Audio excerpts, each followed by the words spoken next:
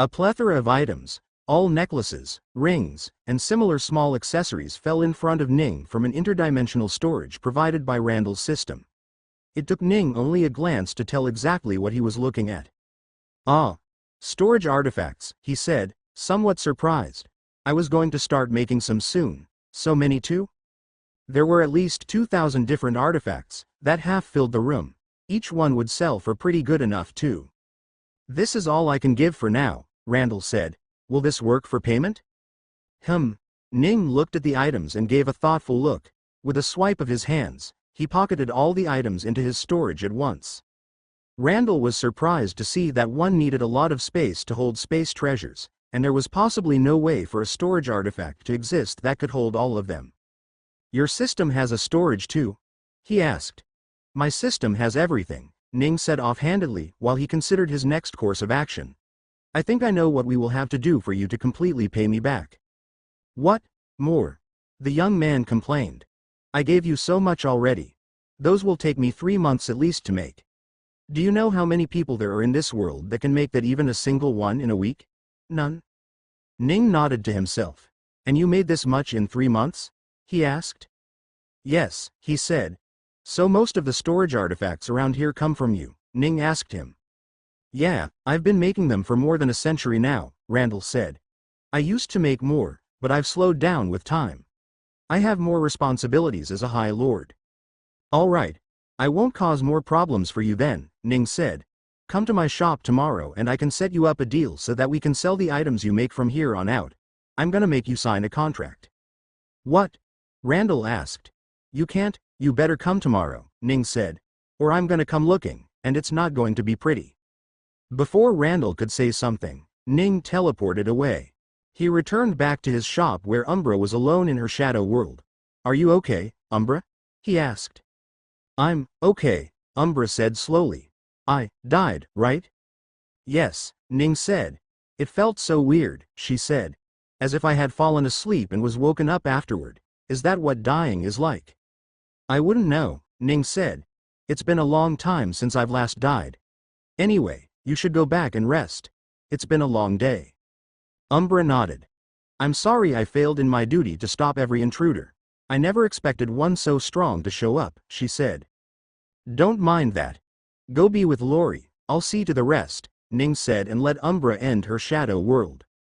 Once she was gone, Ning cleaned up the mess, getting rid of the bodies of all those who had died. Once that was cleaned up, he went on to give poor little Haddon another beating so he could get used to the pain. He was getting ready now, and within the next month, he would be sent to the origin where he would train to split his core into multiple parts. Once Haddon's training ended, Ning returned back to the shop. It was early morning by now, so he had to prepare to open it. As he did, he noticed someone outside the shop. He opened the door and noticed the woman with the red teardrop-shaped earring from the party. "Miss Green, how may I help you?" Ning asked. "Sir Ning," the woman said, sneaking past him to look at the inside of the shop. "Are you all right?" "I'm fine. Why do you ask?" he inquired. "Bass is dead, burned alive in a house fire. So are 2 more of my associates," she said. "Did you know that?" "Sir Bass is dead?" Ning asked with a surprised look. "When? How? Fire, you say? Was it arson?" The girl stared at Ning, trying to find answers, but she couldn't. "We don't know. The authorities are still looking into what happened. I was returning, and thought of informing you just in case." "You didn't have to. I would have liked to hear the news by noon," Ning said. Still, he was so young. To think he died in a house fire. And those 2 associates of yours too. Poor fellas. The woman nodded. "Anyway, I just wanted to let you know in case you wished to keep the shop closed to mourn his death. Our shops will remain closed for the day," she said. "I'll think about it," Ning said. "Thank you for letting me know, Miss Green. I should return to work now. There's a lot to do." Ning closed the door and walked back into the shop, leaving the woman behind whether or not she had more to say. Rova came to the shop a while later, and Ning told her what had happened. He told her everything except for Randall and Umbra's death, as well as him killing Bass. "Intruders, huh? To think they came to kill you," Rova said, slightly stunned. "It's a good thing Umbra is there all the time, or who knew what would have happened to you." Ning shrugged. Are you going to make more weapons today? He asked her. Maybe not today, the woman said. We have the auction and all. Things will be hectic today, so I don't want to tire myself this early. Makes sense, Ning said. Also, since Bass died, do you think we should close our shops too? Why should we? It's not like we are part of their small group, Rova said. Besides, we should be happy that bastard died. Do you know how many people had to suffer because of him? Ning smiled. Very well, then. Prepare for the auction, he said. We'll be selling both the twin shadow scythes and the space spear. Tim sat opposite Ning, wondering what was happening. Jasmine, on the other hand, wasn't as willing to just sit around. I need to keep looking, she said. Those jewelry belong to my mother. They're long gone, Ning said. There is no point in searching for them anymore. You can only report to the authorities after getting off at the next stop.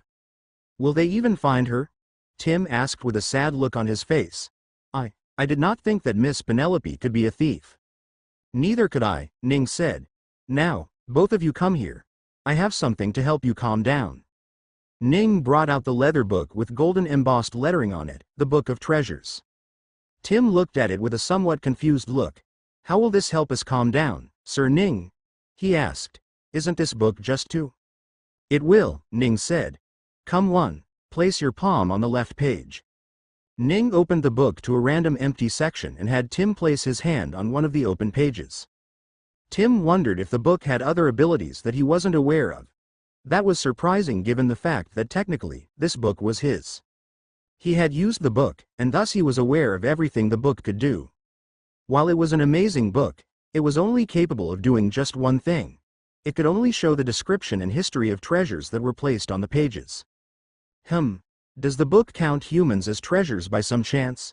Tim wondered. Am I going to look into my own history to see where that woman has disappeared to? If that was the truth, then he would be very much surprised at how this book could be used. Your turn, Ning said to the woman. It will help you calm down. Truly? The woman asked curiously. Is that a Zuran treasure? Yes, Ning said. It had a calming effect to it. Incredible, she said softly. It is not every day you see two treasures being used at one. She placed her gold-bejeweled hands on the page. Tim looked at the hand and then at Ning, slowly realizing that Ning was maybe lying this entire time. He had certainly lied just now, so he could have been lying from the very start. He wasn't trying to do anything but have the girl in front of him place her gold on the book. Is he trying to check if one of these rings is a Zuran treasure? Tim wondered. That had to be the case. He used the book, and a golden glow brightened the room suddenly. When the glow vanished, he looked at the pages quickly and saw nothing. There was nothing in the book. None of the rings that this woman wore were any sort of Zuran treasure. He looked toward Ning, searching for any sort of hint as to what he should have done. However, Ning wasn't focusing on him at all. Instead, his eyes were fully focused on the door of the compartment. He suddenly darted to the door and held it closed tightly. What are you doing? The woman asked, suddenly turning around to look at Ning. However, Ning's eyes were focused on another part of the train. He ignored the woman and smiled at the space underneath the desks, reaching out into the empty space. Something jutted out from the empty space and stabbed Ning in the palm, but it was no different than stabbing a large sheet of metal with a flimsy knife. The sharp tip of whatever was invisible couldn't pierce through his skin. He grabbed the object and yanked it out. The thing in his hand suddenly became visible, turning into a sharp awl with an old, bulbous wooden handle. Ning tossed it aside. Come out on your own accord or I will kick you down there. The train rattled soundlessly and no one could see anything, except for Ning. He looked straight at the invisible woman, a look of genuine surprise at the fact that Ning could even see her. She stood still in the middle of the compartment, with Tim unable to see her at all. He could only judge where she was based on where Ning was looking at. The faint light of the electric lantern was just bright enough to add a creepiness to the figure that appeared from invisibility. Clad in a tight dress that hugged her body, with a skirt that went down past her knees, was not Penelope at all. Instead, it was a young woman with long black hair that cupped the side of her face, which held a cold look. It was Jasmine. What? Tim shouted out immediately in surprise. Two people? Twins? No, Ning said while looking into the eyes of Jasmine, who showed her emotions on her face. A look of anger, embarrassment, hate, and fear. The one in front of you is not Jasmine, I fear. Ning reached back for the awl and tossed it to Tim. Stab her. What? Tim freaked out. Stab her. Hard, Ning ordered. You'll see something. Tim hesitated for a bit, but as he was hesitating, he noticed something very weird. The woman that was standing in front of him, looking at Ning, did not move at all. She stood still, not even a hint of breathing to her. The situation was very weird. He reached out to grab her shoulders and he felt the woman's physical body. It was there. It was a real body. However, the woman was still neither breathing nor reacting to his touches. Tim thought of nothing else and stabbed the woman on her shoulder with the awl. The woman didn't show any reaction at all. He barely felt any feedback at all either. Tim grimaced as he pulled the awl back out and saw no blood leaking from where he had stabbed her. In fact, there wasn't even a wound. What is going on? Tim asked, very much confused at this point. Ning continued staring at the real woman who had arrived and smiled. He put the book forward. If you would be so kind. The woman hesitated for a second, wondering what her options were. You can scream if you want, Ning said. Scream and call for help. Or you can try running away too. It will be fun to see if either of those could work at all, given I've sealed the room so that no sound would escape. No matter how much you cry or beg for help, no one will come to help you, Ning said. On the other hand, if you just do as we tell you, we won't lay a finger on you. Seeing no way out, the woman who had called herself Jasmine put her hand on the page of the empty book. Tim walked forward to activate it, but before he could reach it, the book glowed with golden light as Ning activated it on his own. How? Tim asked out of pure surprise. He had never expected that he would come to see one day when he too would find someone who was capable of activating Zuran treasure without someone else's aid. Of course, the book Ning had created was no Zuran treasure. It was something he had made, one that simply acted like a Zuran's treasure. Even if it really had been a Zuran treasure, he could have still been able to use it somehow, but this was not the case. He was simply using an artifact that he had created, and that was something very simple to do. After the glow of light vanished, Ning took the book away and sat on the seat, while gesturing the woman to sit somewhere else. Let's see, he said softly. The Ring of Illusions, otherwise known as the Ring of Images, Ring of Deception, or the Phantom Ring of Mirages. The woman's eyes opened widely in surprise and she tried to look at the text in Ning's books, but it was tilted so that she couldn't read it at all. Tim got closer and started reading the words inaudibly. One of the many rings in the woman's fingers was a Zuran treasure capable of creating powerful illusions, all of which looked very real. There was also a physical component to the illusions, one which could interact with the surroundings at some level. However, if it was hit with enough force, the illusion couldn't hold up normally. Also, the illusions needed somewhat concentration from the user, so most of the time the user had to remain close by for the illusions to appear real or usable. So, Penelope never existed, Ning said, looking back at the woman. She was just an illusion you were making? The girl frowned but was still unable to hide any of her shock at all. Everything that had been said was indeed what had happened. Is your name even Jasmine? Ning asked.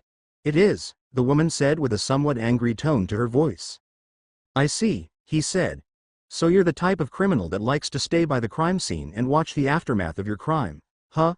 You stole his horn and acted as though you were going through the same thing. The woman grunted angrily and said nothing. Ning looked down at the book and sighed a little. He had to agree that the woman had the most perfect plan to steal from someone without throwing any suspicion at herself. By becoming the victim herself. Was that gold jewelry an illusion or? Yes, she said. Everything is. What about your face? Ning asked her, right now. The woman slowly nodded. I see, he said.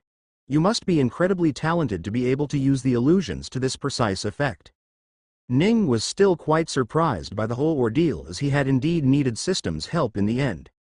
He had been so sure that he could get something from having this woman place her rings on the book, only to never realize that what was putting its hand on the page was just a simple illusion. He wasn't even sure when the woman had switched herself with an illusion, or if she had done this from the very start. When Ning had finally caved in and asked where the thief was, he was very much surprised to hear that she had been in this room the whole time. The woman sat back with her arms crossed at her chest. What now? You gonna throw me to the police? She asked. Maybe. Maybe not, Ning said. Where's the horn? The woman pulled up her skirt and pulled out the horn that she had kept attached to her leg. She tossed it to Tim, who quickly caught it. We done? She asked. Did you steal anything else? He asked. You bums had nothing for me to steal except for that treasure, she said. I was hoping some richer folks would enter the van, only for it to be you two. At least you had a Zuran treasure. My preparation wouldn't have been wasted.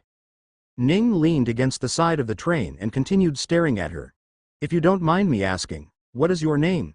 He asked. It is Jasmine. I didn't lie, she said. And who was Penelope? He asked. Just someone I created, she said.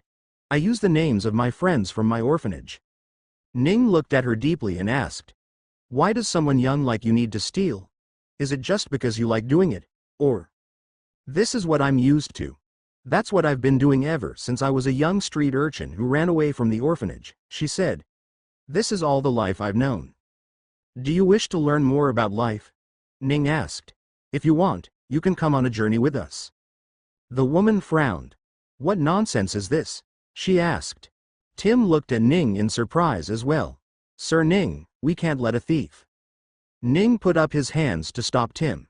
It is no nonsense at all, he said. It is a genuine opportunity for you to turn your life around. It is an opportunity for you to know a different life than the one you've known until now. Will you take the chance with me? Jasmine sat opposite Ning and Tim, glaring at the both of them while waiting to make her decision. It was a weird question that she had been proposed suddenly and she did not know how to answer it. What will you do if I refuse it, by the way? She asked. Will you toss me to the authorities? Tim looked toward Ning, wondering the same. Ning thought for a bit and asked, have you killed anyone before? Jasmine frowned suddenly. What are you talking about? Are you going to kill me? She asked. Huh? No, that was just my question, Ning said. Have you killed someone before? No, Jasmine answered. And you steal from the rich only? Ning asked. Why would I steal from the poor? They have nothing to steal at all, she answered. And how much would you say you have stolen by now? Ning asked. I'm curious if you are addicted to stealing even though you have enough money by now. I don't have enough, she said angrily. What I steal, I have to pay back to the... She stopped speaking and looked away. Do you work for gangsters? Ning asked. Some sort of mafia? It is of no concern to you, she said. If you're gonna throw me in jail, just say so. No need to keep me talking all this time. Ning shrugged. I suppose you are correct, he said. So I assume you do not wish to change your life even though you have the opportunity for it.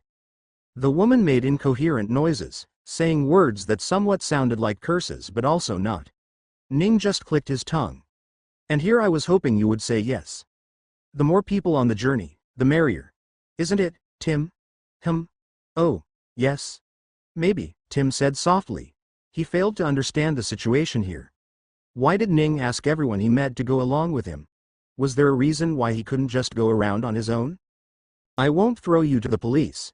As long as you promise to not hurt people, I have no need for concern as to who you robbed from. You can leave at your stop, Ning said. I believe you still have 3 hours or so before the train arrives there. You should get what little sleep you can get. Ning laid on the side of the train, closing his eyes. Tim looked at Ning and turned toward Jasmine.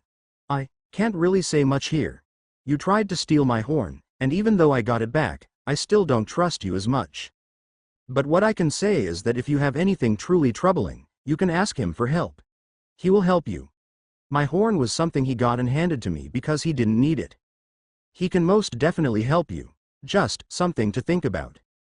Tim too leaned to the side and slowly drifted back to sleep. Jasmine alone remained awake in the compartment, thinking about everything that had happened that day. There were a few things that she still wasn't sure how it had happened. Not only was she confused about how she was found, but she was also confused about how Ning had seen her underneath the seats. He seemed so nonchalant and yet was somehow unworried about everything. She wished she could be like that. She could only think over his question and make a decision. When Ning awoke once again, sunlight had already filled the train and it was long past even 6 in the morning. It was closer to 7 perhaps. He looked in front of him and saw Jasmine, sleeping in her seat comfortably.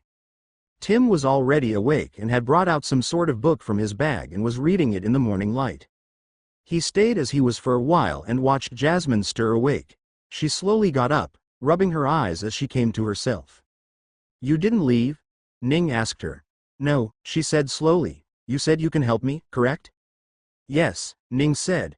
Well, I don't need your help, but others do. Will you help others too? Jasmine asked. Well, that depends on the type of help they need, Ning said. What exactly are you looking for? I have a small group of orphans I take care of, she said. Can you help me with helping them? Ning's eyes narrowed. Orphans? How old are they? He asked. From 8 to 14 years old. 8 of them, she said. And you take care of them exclusively? Ning asked. Financially, yes. The oldest is old enough to start helping me with household work, but money-wise, I bring it home, she said. That's very kind of you, if true, Ning said. It's true, she said. Can you help me with them or not? I can, but why not just send them to the orphanages? They should be accepted there, aren't they? Ning asked. They are, but I don't want to send them there. I was raised there from birth after my parents dropped me off in front of the orphanage's door, Jasmine said. So I know exactly how horrible it is. They are not a place where they help an orphan find a new life. They are there to indoctrinate the young and helpless into becoming religious zealots for the Zarinus faith. I don't want these kids to go through that. At their age, they would be physically and mentally punished day and night until they are properly brainwashed into becoming such people. That is why I keep them to myself. Can you help me with them? Jasmine asked. Ning thought for a moment. What you are asking is somehow both easy and difficult for me to do, he said. I don't know how much I can help them, but what I can promise is that I can help you help them. Would you be able to accept that? Ning asked. Jasmine gestured to Tim next to him. He said that you are very helpful, so I'm taking his word for it. Get off the train at the Tear Mill City. I will see how you can help me. Tear Mill City was a drab little city full of colorless buildings made with brick and mortar, none of which were aesthetically pleasing to the eye at all. The roads weren't properly made either, so puddles were all around the roadside, made by people watering the road so that it wouldn't let out dust during the day. Ning and Tim followed Jasmine as they walked through the city, walking past many small and large buildings. Are you guys hungry? I need to get something for the kids from the bakery, she said. Tim, get what you want to eat. We'll go meet with the kids and leave later tonight. We should have plenty of time to make it to the Waterford City before sunrise tomorrow. Tim nodded. After buying something to eat, they walked through similar-looking roads and alleyways, making their way to a slightly worse part of town with buildings crammed all around. Jasmine finally pointed to a 2-story building up ahead and said, That's my house. That's where I keep them. Ning looked around. This is not a very good part of the town, is it? He asked. No, it's not, Jasmine said. This is so bad that the cops won't even come to check on us if anything less than a mass brawl broke out. And you chose to keep the kids here? Ning asked. I have no other choice, she said. Ning frowned a bit. What about all the money you steal? Shouldn't you earn enough from robbing people to have these people live a much better life? He asked. Jasmine frowned a little and glared back at Ning. You know nothing about my situation, so don't judge me, she said. Ning shrugged. True. Why don't you tell me then? He asked. Jasmine turned around and walked to her home without saying anything. She knocked on the door, and a few moments later it opened wide. Sister Jas. You're back. A young girl of about 10 years of age, with slightly orange hair tied in twin tails, ran out and hugged Jasmine tightly. Ella, why did you open the door? She asked. I taught you guys to ask who it is first. I knew it was you. I could you coming from the window, the young girl grinned. She turned toward Ning and Tim and cocked her head sideways. Who are they? My friends, Jasmine said. Are you hungry? I brought some pastries. Pastries. Yay. The young girl named Ella rushed back inside, shouting, Sister Jas is back, as she made her way through the house. 3 boys and 2 girls showed their heads outside various doors immediately and came out to greet Jasmine. The last 2, a girl around 13 and a boy around 14, were in the kitchen, preparing breakfasts for the rest of the kids. Terry, Holly, how are you two? Were the others being a trouble while I was gone? Jasmine asked as she placed the pastries on the table. They were fine. I didn't know you would be coming so soon, Sister Jasmine. Didn't you say you would stay out for 4 days? It's only been 2. I came for a quick visit. I will have to leave later again, Jasmine answered. You weren't supposed to get off on this platform today? Ning asked. My ticket was meant for the next town over, but since I got nothing, there isn't much I can do about it, she said. How did your work go? Did you manage to earn anything? The young boy asked. Well, not really. No one was interested in my magic show this time around, she said while silently glaring at Ning and Tim to not speak anything. Ning shrugged softly. It appeared that the kids did not know about what she really did to earn money here. Jasmine spent some time with the kids while Ning and Tim waited for them to all do their own thing. A bit later, the kids all went to school and the three were all alone. So, how can you help them? I'm curious, Jasmine said. They're good kids, as you saw. I did, Ning said. And I'm very curious about what is going on here. You clearly are a very good thief thanks to your treasure, so how come you live so poorly? What happens to all the money? Jasmine took a moment to gather her thoughts and took a deep breath. I'm in debt. I spend everything I get to pay the debt. How much debt? Can we help? Ning asked. 52,000 gold coins, she said. Tim's eyes went wide in shock. I'm sorry, what, 52,000? He asked. That was like 52 gold bricks. A person with 10 gold bricks would be considered quite rich, and she owed someone 52 of them? That's a lot of money to be in debt for. How come? Ning asked. Jasmine shrugged. Made bad decisions as a child. I was stupid and did what I had to survive back then on the streets after I ran away from the orphanage. There's a man that gives out loans for anyone who wants it, but in exchange, he asks for 100 times the loaned amount in return, she said. Anyone with half a brain would know that is a bad deal. But as a kid with a corner in the alleyway to call home and a stomach that was never full, nothing looked more desirable than that. A small amount isn't that bad. A few gold coins and then pay them back a few hundred slowly. They never press you for the coins anyway. But because of these kids, I had to get them a house and so I took out around 600 gold coins. It didn't matter that I would have to work my whole life to pay off that debt if it meant these kids got a good life instead. I see, Ning said. And you can't just run away with that money, I presume. There has to be a reason he's so accepting of people not paying him back in time. He is, Jasmine said. That man has one of the most powerful Zuran treasures in the whole planet. Ning found himself somewhat curious about what sort of treasure it could be to make Jasmine call it one of the strongest. Do you know what it is? Ning asked her. Tim got closer to hear as well. He was quite curious as well. I don't know what the treasure is called, Jasmine spoke. It's some sort of cup. If you drink from it, you become able to make an oath to the owner that you are forced to follow no matter what. Chalice of Oaths, Tim said suddenly. He quickly pulled out a book and flipped through it until he came across a page where a mediocre image of a chalice was drawn, with an attempt to depict the intricate designs in it. Chalice of Oath, Tim started reading. It is a Zuran treasure capable of forging life oaths, where one speaks an oath where if they don't stand by it, they will be forced to die. Ah, Ning's eyebrows went up. I see. Oaths, huh? There are worlds where oaths are sacred. This treasure allows something like this. I think that is it, she said. It has been about 4 years since I drank from it, but I do remember it looking something similar. It's only been 4 years? Ning asked. Well, that was the second time. The first time was over 10 years ago when I was just a little street urchin, who would do anything to survive. I ended up agreeing to pay this man back 100-fold long ago and failed to do so. I hadn't realized that earning 400 gold coins would take such a long time as a child. Although, I would have probably taken him up on the offer if I knew what would happen to me. Coldness and hunger are terrible things. Tim stayed silent, not saying anything. He had no right to judge the woman for anything she did, not that he wanted to anyway. He was certain she had done the right thing, even though the outcome wasn't as good. Why didn't you return to the orphanage? Ning asked. Jasmine chuckled. And who would pay my 400 gold coins back? Remember, I was bound by an oath, she said. Tell me, what was the oath? The exact wording and all, Ning asked.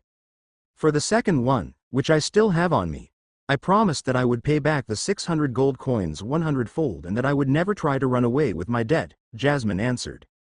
Would you have died had I forced you to come along with me? Ning asked. I'm not sure, Jasmine said.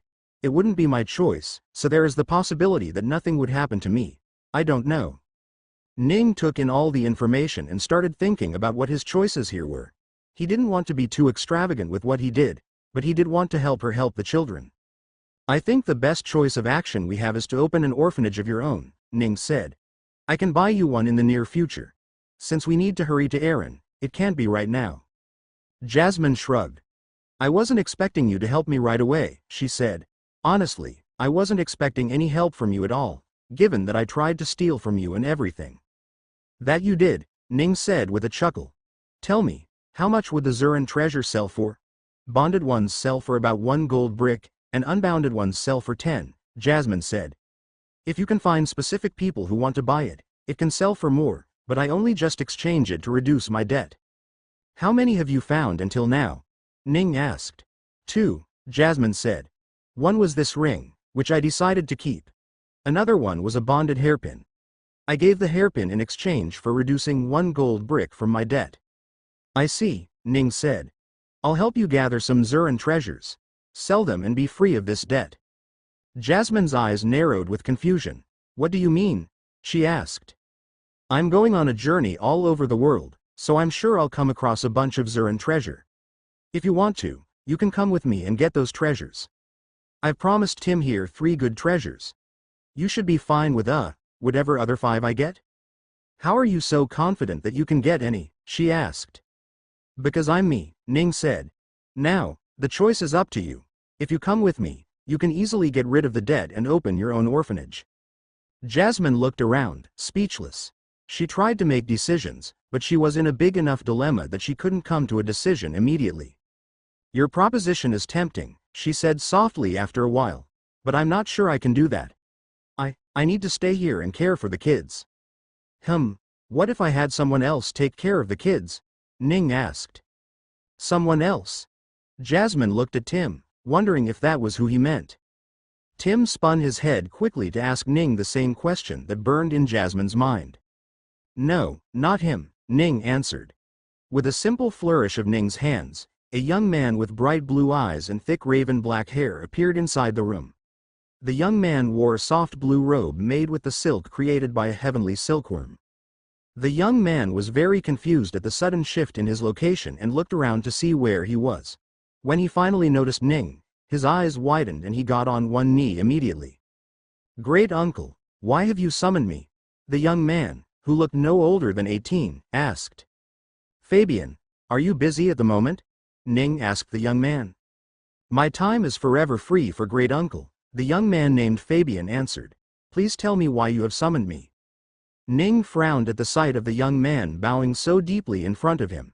This was why he didn't like interacting with the youths of his family. They treated him like some godly figure instead of just a regular great uncle. They bowed and flattered him all the time. Jasmine and Tim were both a couple of steps back from the young man Fabian, looking at him in shock. They could not imagine how someone had arrived out of nowhere. And given the language the young man was speaking, they were certain that he wasn't from anywhere around here at all. To their surprise, Ning was speaking the same language as well, something neither of them could understand. Don't bow to me, Ning said quickly. Get up, and don't call me great uncle either.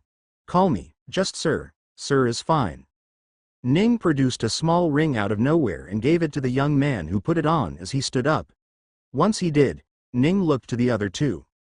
This is a relative of mine. He will take care of the children while we are gone, Ning told Jasmine and Tim. The young man Fabian looked at Ning with a confused look. Look after kids, sir? He asked. Yes, there are about 8 children that live in this house. Your job is to look after them for a year, Ning said.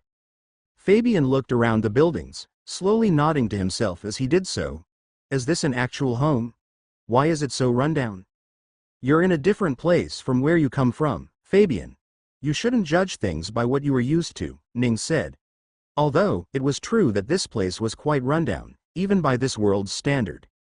I see, Fabian said. And I am to look after kids? I should warn you, sir, I cannot access my chi at this moment. You won't have access to chi at all here, Ning said. You are going to have to take care of the kids on your own. Can I request that you bring my wife here too? I don't know if I want to stay here all alone, Fabian said before quickly turning to Ning. Unless that is what you are requesting of me. Ning swirled his palm and a beautiful young woman in a stark white robe with a long flowing skirt appeared before them all. She reacted the same way as Fabian did, only her bow was a lot more graceful. How may I be of help, great ancestor? The woman asked. If Ning remembered correctly, this young woman was an outsider that Fabian married and brought back to their small family and had been staying there ever since. Was she a princess? Ning believed she was. He forgot what country she was from though. Countries on Earth changed every few centuries or millennia, and it was too much for him to care about. Emma would know, she knew everything about Earth. Millennia, right? Ning asked the woman. Yes, great ancestor, she said, still bowing. Call me sir, Ning said, and stand up. I have a job for you too. Ning explained the work and handed another ring to the woman. The ring would help them understand the many languages of this world, as well as inform them of the laws and regular common sense of this world. There were books inside the rings that they could later read on. Once the kids return, we should be ready to leave, Ning told Jasmine. Jasmine was still shaken from the sudden appearance of two humans out of nowhere, both of whom looked almost majestic. If she didn't know any better, she would have started calling these two gods for how they looked. The two husband and wife started taking extensive notes from Jasmine on what to do and what to remember. Jasmine ended up telling them everything, surprised as she hadn't even fully made the decision to leave with Ning and Tim, but it appeared that the decision had been made for her. After a while, she talked to Ning. I think I still have to go talk to my creditor and see if I can let him know that I'm not running away. I need to make sure the oath doesn't accidentally haunt me in the end. Ning looked at the outside sky, which was about 2 in the afternoon. We have about 3 hours before we leave. Can we go talk to them now? If it's close, we should be able to go and come back in time to say goodbye to the kids in a while. I'm sure you will need to take some time since you'll be going away for a while. A year, right? She asked. Depends on how I do, Ning said. Shouldn't take more than a year, but can also be done in a matter of weeks if I'm lucky. And you still think I'll get my money? Just to remind you, I'm still nearly 53 bricks of gold away from paying back everything. Ning nodded and sighed. That was a stupid choice you made, he said. I did it for the kids, Jasmine said with a small shrug. I understand, Ning said. So, should we go? Do they live close by? My creditor lives in the town over. We should be able to take a carriage or a car, and we can be there in about half an hour, she said. We should leave now. Ning nodded and turned back at Tim, who was talking to Fabian and Milena, trying to figure out anything about them. Perhaps, he was even trying to see if they were real humans in the first place. Tim, you coming? Ning asked. We're going to the man with the chalice. Tim's ears perked up at the words. The chalice? Yes, I want to go. Great, Ning said and turned to Jasmine. Let us leave. They left the house and made their way to the other city. Ning and the rest arrived at the next town over and made their way through to a bad part of the town with vacant houses and houses that weren't taken care of. Young and old people looked at them suspiciously as they walked through the part of the town, some even clearly wondering if they should rob them. Tim timidly walked close behind Ning, who walked openly with not a shred of distress in his steps. After walking for a few more minutes, the group arrived at a large house that looked way better than any other in this part of the town. It was a 2-story building with not just plaster on the brick walls, but also white paint that covered it on all sides. It was a wide building with clearly many rooms just on the front side itself. A few strong-looking men sat by the front door, playing some sort of game with a bunch of small pebbles placed in a certain pattern. One of them looked up at the newly arrived group and stared at them. You here to see the captain, love? The man asked. I am, Jasmine answered. The man looked at Ning and Tim. Who are they? The man asked. My friends, Jasmine answered. She turned toward Ning and Tim. Stay out here. I'll go in and be out in a few minutes. Stay out. Ning chuckled a little. Girl, I'm going in. I'm quite curious about this. What did he say? Captain? About this captain? Jasmine glared at Ning, almost stunned at his audacity to say such a thing this close to the place. We have trouble, love? The man asked. No trouble, Jasmine said quickly. Would it be all right if my friends came to visit the captain too? The man looked at Ning and Tim for a bit before saying, They can go in, he said. Jasmine let out a secret sigh of relief. She walked over to the group and started taking off the many rings she wore on her fingers. Some were regular gold rings, some silver rings. Some of them were plain, and some of them were with small rubies and sapphires. The men took them in a pouch and tied them up, placing them by their side where they played their little game. Jasmine walked past them and turned around. Give them whatever you own. You can't go in with your weapons, bag of coins, jewelry, or treasures. Tim panicked a little. Treasures? Why should I give them my? You questioning us, lad? The man asked. No, Tim said quickly and turned to look at Ning, who simply shrugged. Unwillingly, Tim took out a pouch of a few silver coins as well as his horn and handed it over to the group. The men there all looked at the horn curiously, clearly understanding that it was a treasure of some sort. Finally, they waited for Ning to take out whatever he had as well. However, Ning simply didn't look at them and walked in. 3 of the men stood up at once, stopping Ning at the door. What's the meaning of this, lad? The man asked. You can't go in with your items, boy, another one spoke. The third one put his open coat aside, revealing a gun on his hips that he was ready to pull out at a moment's notice. Ning looked at them all and sighed. I don't have anything to give you. Can I walk in now? He asked. Nothing. Nonsense, the first man said. Stand up straight, we will search you. Ning put up his hands and let the men thoroughly pat him down. They checked all locations they could but found nothing in the end. Can I go in now? Ning asked. Yes, the first man said, you can go. Thank you, Ning said and gestured for Jasmine to start walking. Jasmine stared at Ning in absolute awe. How was any of this possible? How did he not have anything on him? Didn't she just watch him pull a massive book out from his body and put it back in just this morning? Was she going mad? Jasmine quickly calmed herself and started walking away. After watching someone pull 2 people out of themselves, maybe it wasn't such a big deal that they had nothing. Maybe Ning just hid his treasure really well.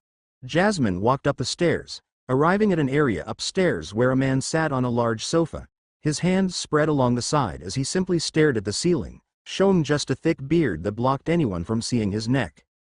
There were quite a few men and women standing around the man, everyone talking among themselves. Tim looked bothered. The girls in this place were wearing clothes that weren't exactly what he could call good. They were rather scandalous, to say the least. The men were all out of shape but still strong looking, many with shaven heads, and a lot of tattoos on their bodies clearly visible. The man on the sofa looked away from the ceiling and toward them at the sound of their footsteps. He was a dirty-looking man, with some sort of disease turning random patches on his face dark and spotted. He wore a red eye patch across his left eye, and had his dreadlocks tied in a clump above his head. He was a massive man with pistols sticking out from his waist. He tapped the wooden stump of his leg on the floor as Jasmine and the rest arrived close. Jasmine, me lass. Y'all weren't supposed to be here for another day or 2, the man asked. Captain Darkwater, she gave a small nod as a greeting. It is indeed not my time to come, but I have still come because I need to talk to you about something. What words do you have for me? The man asked. Jasmine took a deep breath and said, I have come to ask you if it would be okay if I was gone for the next year. Captain Darkwater leaned forward, resting his head on his thin, spindly little fingers as his one good eye looked at Jasmine up and down. "Yaw make it sound like yaw don't want to pay me, lass," the captain said. "That's not a very good thing, yaw know?" No, that's not what I meant," Jasmine said quickly. "Something came up, so I have to leave Warfort. I'm just afraid that it will be seen as me running away, so I came to let you know that I'm not. I'll just be gone for a year at best." Captain Darkwater seemed to be a deep thought. He turned toward one of the women and asked, "What's remaining for little Jas here?" The woman he asked quickly flipped through a small accounting book and came back with the answer, 51,832 gold coins. "That is a lot of money, lass." The captain turned around. "If you don't pay it for a year, I will assume that you are intending to not pay at all. To live out the rest of your life without ever having to pay me." "I already pay you," Jasmine said. "It's just a year. I am sure I can earn a lot in this time, which is why I'm leaving." "Still, that is one great source of income that we will lose, little lass," the captain said, thinking for a bit. "Anyone got any idea what we can do here?" A few of the people shook their heads, but one man moved forward. "Captain, why don't we have the girl pay us interest for just the year she will miss paying?" the man said. "Force it by having her return with the payment at the end." That's a sound idea," the captain said. "Lass, move forward." Jasmine looked worried and confused as to what was happening. Interest? Was she going to have to start paying interest now? The captain stood up and waited for Jasmine to arrive right on the other side of the table before leaning forward close to her. His rotting teeth and breath made her wince as he stared at her right into her eyes. "I will let you go for a year, but you will have to pay me a 1% interest at the end of the year before it ends. Do you agree?" Jasmine waited for a second, letting the numbers run in her head. 518 coins? She shouted out loud before calming herself down. 518 gold coins? You want me to pay that for just missing a year? You need to pay interest when you can't pay the whole sum, the captain said. But Jasmine was troubled. Wasn't everything I paying already the interest? Why are you adding? The captain laid his palm on the side of Jasmine's neck, his rough hands scratching her neck, his sharp nails scraping along the skin. "You say what I do you say," the captain said. "You got that, lass?" Jasmine felt the tears forming in her eyes but held them back before quickly nodding. "Good." The captain sat back down on his seat and snapped his fingers. "Bring out the cup." Jasmine's eyes widened in surprise. "You're going to make me swear an oath?" "I make everyone swear an oath, lass. For everything," the man said. One of the women brought out the chalice of oaths on a silver platter. The chalice was a dirty gold-colored wine-up, with swirling imagery engraved along a ring and base, with 8 emeralds placed along the upper ring, and 3 somewhat large rubies placed along the lower ring. The man pulled open the cork to a rum he had by his side and poured it onto the chalice. He then closed his eyes for a second and spoke out the oaths. "In exactly 1 year, I will return back to Captain Darkwater and pay back 518 coins, which I owe him. After that, for everything I earn, I will give 99% of it to the captain until the rest of my debt is over or I die." The captain opened his eyes and pushed forth the cup. "Drink it." Jasmine looked at the cup, her eyes wide in terror. "Wait, you added another clause to the oath," she said. "I didn't agree to that at all." If she had to pay 99% of everything she earned, then she would be dirt poor. How was she to take care of any of the children with that little money? She had accepted Ning's help, but even so, she needed to keep a way out for herself if everything fell apart in the end. However, if she accepted this, "What's wrong, lass?" the captain hissed in her ears. "Are you going to defy my orders?" "All right. That's too close." Ning walked up to the man. "God, your breath stinks like shit. Do you not know what toothpaste is?" The captain slowly turned his single eye, looking at Ning. The other people around him had their guns out and were ready to shoot if given the order. "And who might you be?" the captain asked. "The name is Ning," Ning said. "And you are?" "Captain Darkwater," the man answered. "Surely that's not your name," Ning said. "But whatever." He turned back around to Jasmine. "Just drink it. You will pay it back by the end." Jasmine looked perplexed. "Will I?" she asked. "Of course," Ning said. Jasmine looked at Ning and then back at the captain and quickly drank it down. She felt the rum burn her throat as it made its way down, and then the oath settled on her chest, around her heart. The captain smiled and took back the chalice. "Good, lass," he said. "And is this man trying to help you earn for the year?" Jasmine nodded while trying not to grimace at the taste. "Good," the captain said and poured some rum into the chalice again. "I will help pay all of Jasmine's debt in a single year," the captain said before presenting the cup to Ning. "Drink." Ning looked at the drink in front of him and then at the grinning Captain Darkwater who stood before him. He stared at the man for just 2 seconds before grinning himself. He grabbed the chalice and drank the rum down in one large gulp, not even showing any disgust as the rancid rum slid down his throat. He handed back the chalice to the captain, who stared with a smirk on his face. The captain grabbed the chalice to take it back, but Ning's grip was so tight that he couldn't pull it back easily. The captain grunted and tried to pull even harder, but he couldn't move it away.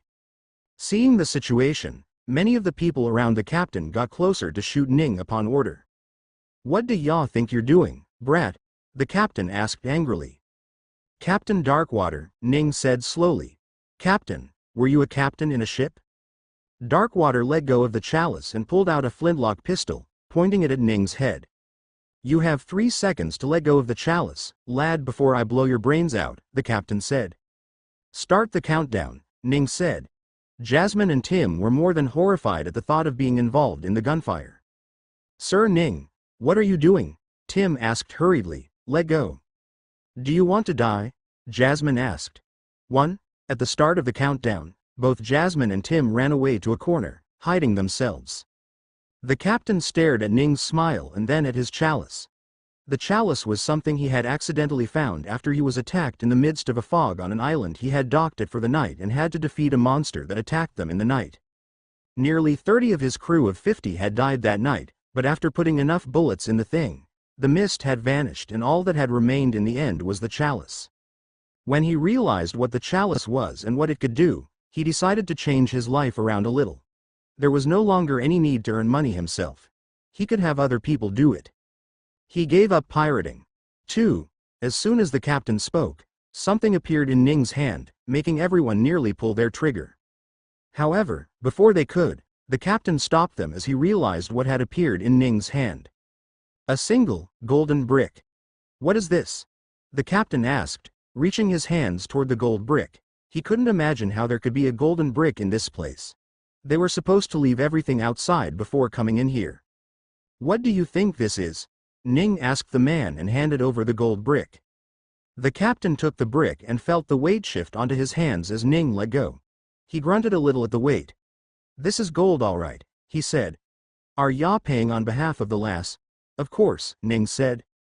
The captain, with his gun still pointed at Ning, turned back around to look at the woman with the accounting book. "Take 1,000 gold coins off the girl's name." "Yes, Captain," the girl answered quickly and started writing. However, before she could even begin writing, she was confronted with more gasps. She looked up, and another gold brick had appeared in Ning's hands. Ning handed it over to the captain, and the captain felt the heaviness of the gold brick again. He could not understand how and where these bricks were coming from. "Did you sneak in a treasure, lad?" the captain asked. Ning shrugged. "You're free to check me if you want to," he said. "In the meanwhile, why don't you take another?" A third gold brick appeared. At that point, people had already put down their guns and were looking at Ning in awe. Even Tim and Jasmine, who were huddled in a corner, were now staring at Ning with some level of surprise. They had seen Ning do more than just this, but that did little to fully take away the feeling that came every time they saw him do something similar. The captain couldn't take the gold brick, so Ning placed it on the table before them. Then he placed another one, and then another one. The captain placed the gold brick in his hand too, making a total of 5 gold bricks. "You 3, the captain motioned 3 men with his guns. "Check his body for treasures." "Yes, Captain." The 3 complied with their captain's orders and came to pat down Ning again. This time, they were a little more thorough, patting through everywhere to make sure Ning hadn't hidden anything from him.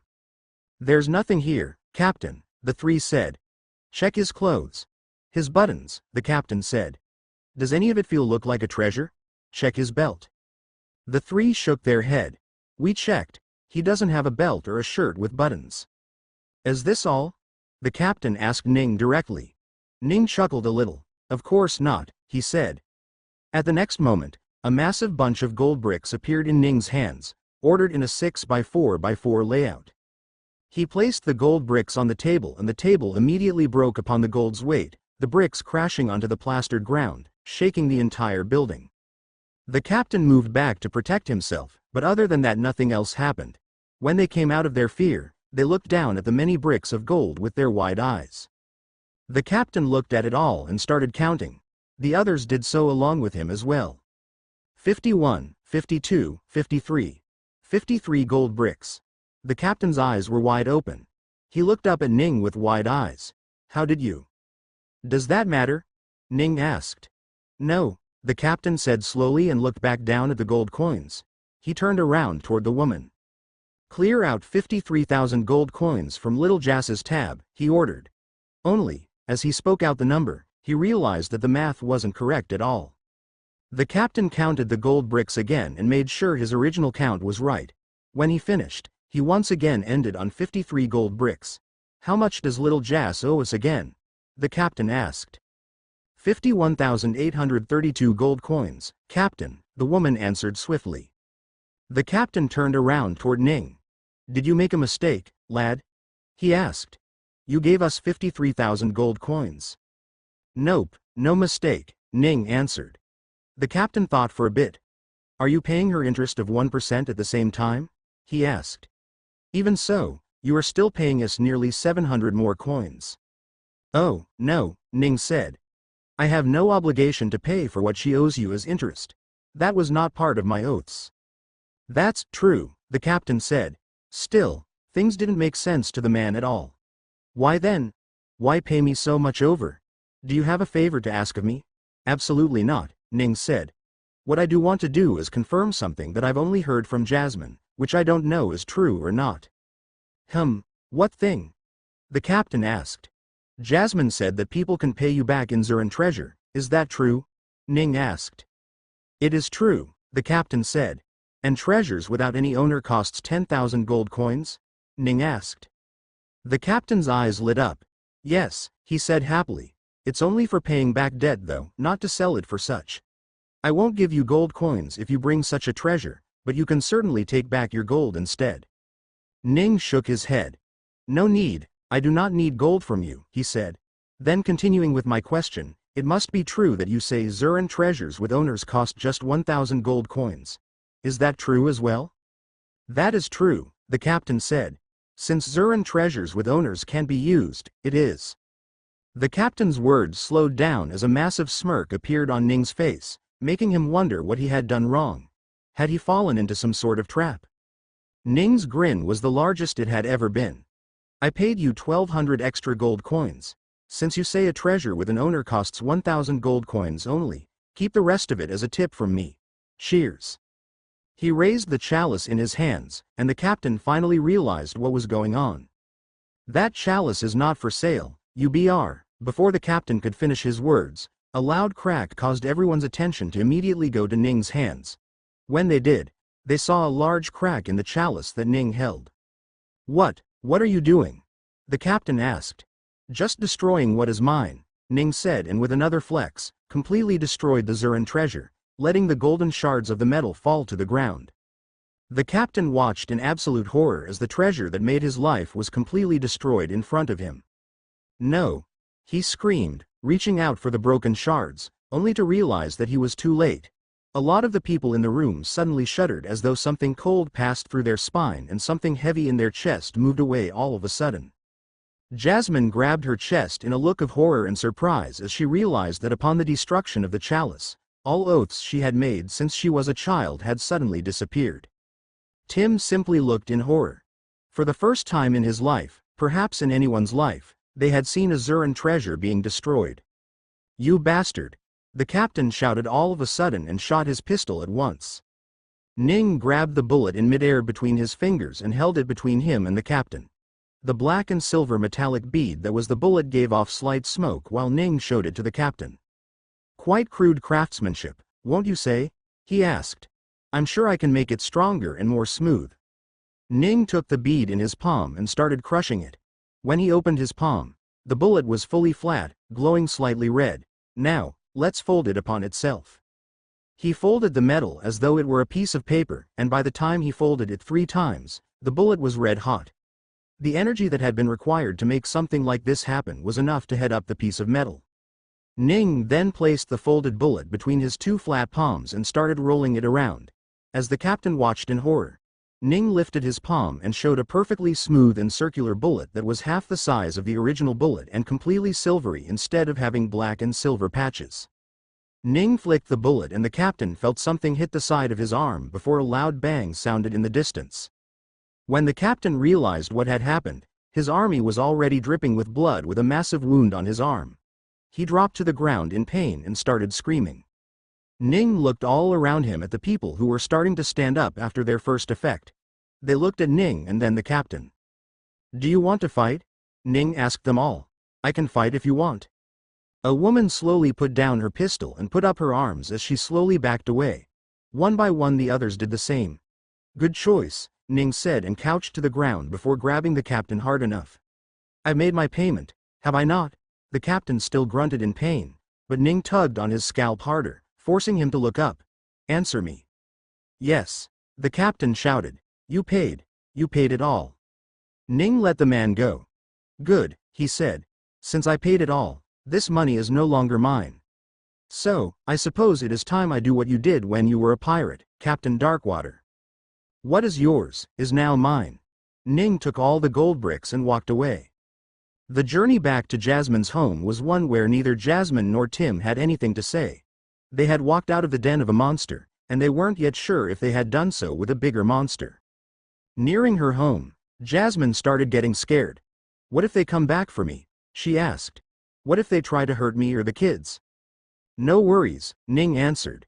"I got the two others to help the kids, didn't I?" They arrived back home. Fabian and Milena welcomed the three. "Sister, who are these people?" "They said they were going to take care of us now," one of the kids who had returned from school asked. "Yes," Jasmine said quickly.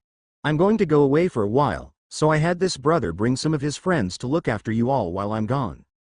She looked up at Fabian and Milena, who stood by Ning, letting him sit on the couch. "Those two brothers and sister are going to help take care of you all while I'm gone. Make sure to be good and follow what they say, okay?" Jasmine asked.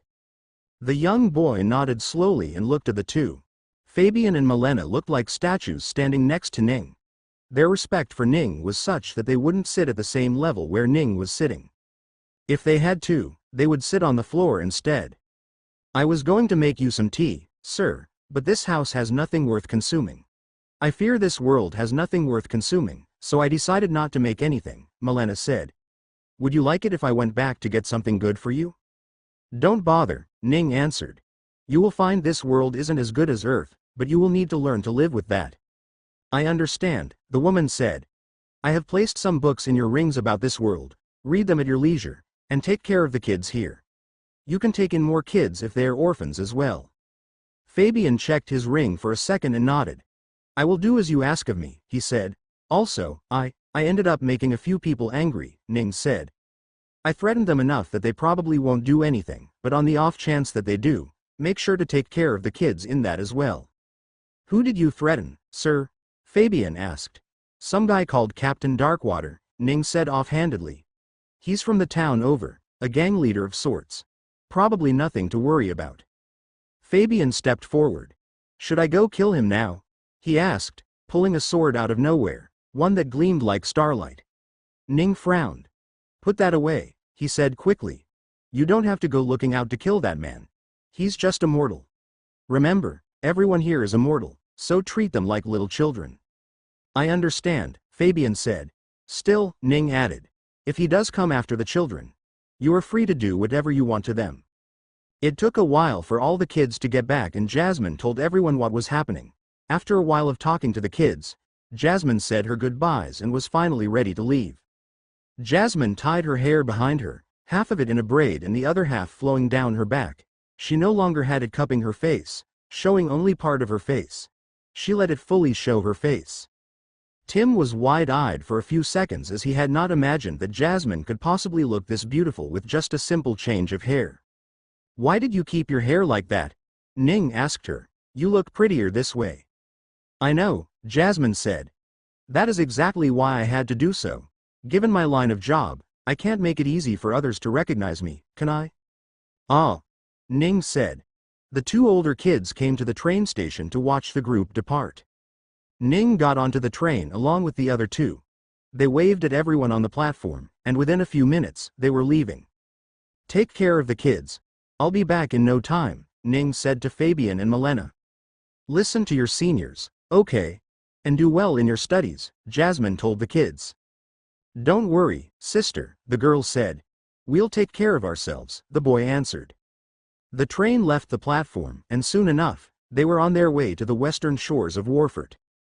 Jasmine sniffed for a few minutes before looking at Ning and Tim. "So, what exactly is it that we are doing to the west? You mentioned, Aaron. We're going to meet the Pope," Ning said. Jasmine froze for a couple of seconds before reacting. "Wait, Pope?" she asked loudly, before looking around at the compartment they were in. There was no one here, so she didn't have to worry about anything. "What do you mean by Pope?" she asked. Ning looked at her with a questioning gaze. What else could I mean? He asked. You mean the Pope? She asked. You know the Pope? Nope, never met the guy, Ning said. Huh? Then how do you expect to meet him? She asked him. I don't know. We will find out when we get there, I suppose, Ning said. For now, we just have to make it in time to our destination within the next 12 hours. I don't want to waste an entire day doing nothing if we miss our ride. If we're going to Aaron, then we'll have to go to Kogonia, Jasmine said. Can either of you speak Kogonese? Don't worry about language, Ning said. I can speak everything. You two should be able to as well. Oh, okay, Jasmine said. If that is so, then we might not have any problem going there. The Zeppelin flew from Quartzstone City on the northwestern shore of the country of Warford at 6 o'clock in the morning. Ning, Jasmine, and Tim made it in time and managed to catch the flight. There was a choice between the Zeppelin and a ship, and Ning decided to take the Zeppelin. It was much faster than a ship, and with the winds blowing northward each day, it was also more favorable. Not to mention, the sea was roiling with pirates who sought nothing more than to steal and pillage every ship that came their way. Ning didn't want to bother with that. He had a task to catch a ship in the Kogonian archipelago, and he was going to do just that. I've never flown in the air before, Tim said. This looks scary. He looked down the glass windows on the side of the Zeppelin. While most of the Zeppelin was filled with nothing but just hydrogen gas to keep it afloat, a small portion of it was kept separate from the entire thing, allowing people to stay in it. The square area was separated into 3 locations. On the left side was the dining area with windows along the entire wall for people to view. The middle sections were cabins for people to rest in. There was no viewing area here and people scared to see the sky could stay here. The right side was a lounge area along with another viewing area with glass windows all along the right side. Ning, Jasmine, and Tim were in the lounge area, with Tim timidly staring down the window. The sky was open with sparse clouds, so he could see all the way down at the dark oceans that seemed so very still from up here. He saw specks down at the sea, some of which were tiny islands, while some were ships on their voyage, leaving a tiny trail of white fizz behind as they moved forward. Somewhere to the north here, the Anuric Ocean meets the Polonic Ocean, Tim said. I have heard that you can see the meeting point of the 2 sections with the dark blue and dark green water meeting. I wonder if that is true. We'll have to see if we do end up going there someday, Ning said. Tim turned around from the window. Right, I've been meaning to ask, he said. What if we meet the person we're going to meet, and he turns out to be who you were looking for? Does the journey just end? Maybe, Ning said. Maybe not. Don't worry, I'll honor our agreement anyway, for the both of you. Jasmine looked up from the newspaper she was reading and slowly nodded. Anything fun there? Ning asked her. I'll tell you when I manage to read it all, she said and continued reading. Ning watched her face and saw her mouth the individual letters of the article she was reading. Are you bad at reading? Ning asked her.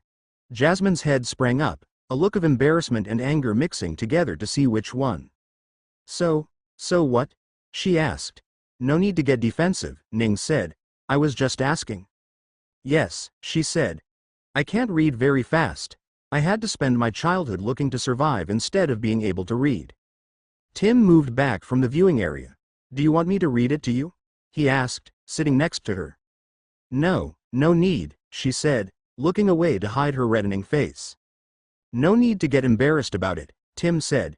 Everyone has something they're good at and something they're bad at. If I was in your place, I would have probably died of hunger in the very first month of running away from home. Jasmine looked toward Tim and relaxed a little before handing him the newspaper. I was reading this. It looked interesting. Tim looked at the article and saw an image of a large wheel in the picture. Amuse Your Life, he read the title of the article. The Tri-Light amusement park has only been open for 2 months, and it has already been visited by nearly 300,000 people in that time. Tim continued reading it thoroughly. The article was about an amusement park that was so very popular with its many amazing attractions, one of which was the largest spinning wheel in the world, atop which people could see the entire city the amusement park was in. There were also many other attractions, all of which seemed incredible. As he read, Tim came across a small bit of information that he quickly showed Ning. On the 22nd of this month, the great inventor Zarius Braxford will reveal his newest invention to the public in this very amusement park. Tim read the part. Make sure to come along if you want to see it. Ning closed in. Where is this happening? He asked. Tim pointed at a part of the article. In Horus, he said. That's a long way north from Kogonia. Right on the edge of the Great Reef. 22D of this month, Ning said slowly. If we went to Aaron and then up north, would we make it to the amusement park in time? It's 12th already, Jasmine said. I'm sure it takes more than 10 days to go there even if we take the fastest ship. As bad as it sounds, we'll have to give up on this person and hope we see him somewhere else. That's sad, Ning said. I was hoping to meet him if I had the chance. Let's just focus on the Pope for now then, Tim said. No, a large voice caught their attention, making them look sideways. I'm telling you, something bad is going to happen soon. Let me talk to the captain of the Zeppelin or whoever is of the highest authority here. Sir, please stay back, a few people pushed the man away. I'm telling you, idiots, the man shouted.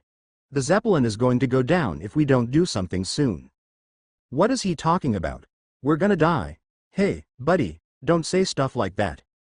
The people in the lounge area immediately started speaking out in either worry or anger at the thing happening. The man, who looked to be in his late 20s, turned around toward the people and shouted out loud, yes, something terrible is going to happen very soon. The man looked at his watch and looked back up, in less than 2 minutes. Sir, please. You are scaring the other passengers. If you have some information, please tell us. Otherwise, I will have to ask you to go sit down, an older man who seemed to be the highest authority in the Zeppelin said. I don't know what is going to happen, the man said. All I know is that something is. We need to land right away, or we all will die. Sir, we are 4 kilometers in the air, on a Zeppelin. We cannot land just because you say so, the man explained. Also, if we land, we won't be able to fly once again. But we have to. Do you want to die or what? Listen to me already, the man replied. The back and forth escalated with the young man claiming about the Zeppelin being in trouble and the others trying to find out what he knew or how he knew it. Many people were skeptical, but seeing the man slowly get more and more scared as time went on, he started getting more and more agitated. Sir Ning, what should we do?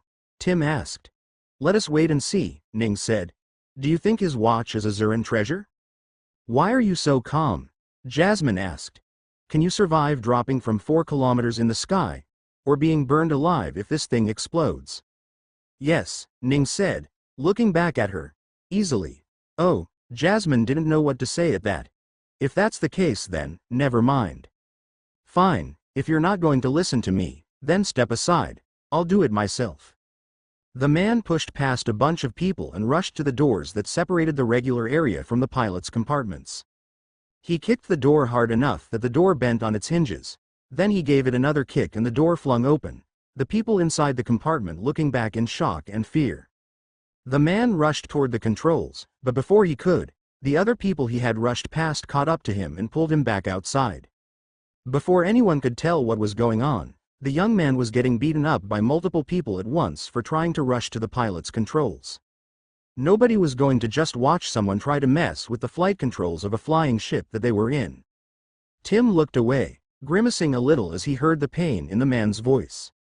Dear Zarinus, Jasmine spoke softly, they're going to kill him. Ning sighed and moved his hands a bit. He then turned toward Jasmine. Can you bring him here, please? Make them think they're still hitting the real person. Show some wounds. Jasmine shrugged. Sure, she said and raised her hand full of rings. Within moments, she had turned invisible and was already on her way toward the group.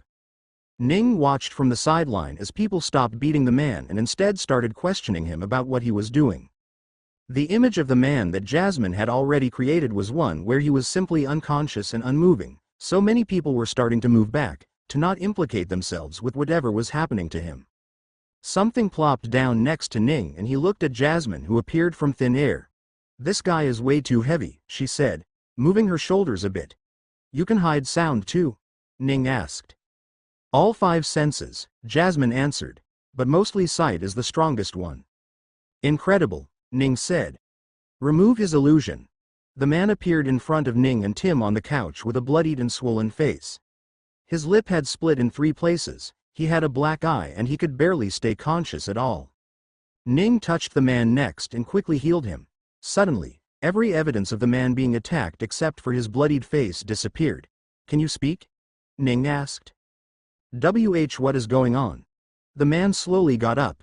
He found the sudden loss of pain and haziness alarming and quickly looked around him at Ning, Tim, and Jasmine. We saved you, Jasmine said. Those people over there would have killed you if not for me stepping in. You did? The man asked. Can you tell me what you meant when you said the Zeppelin is going to go down? Ning asked.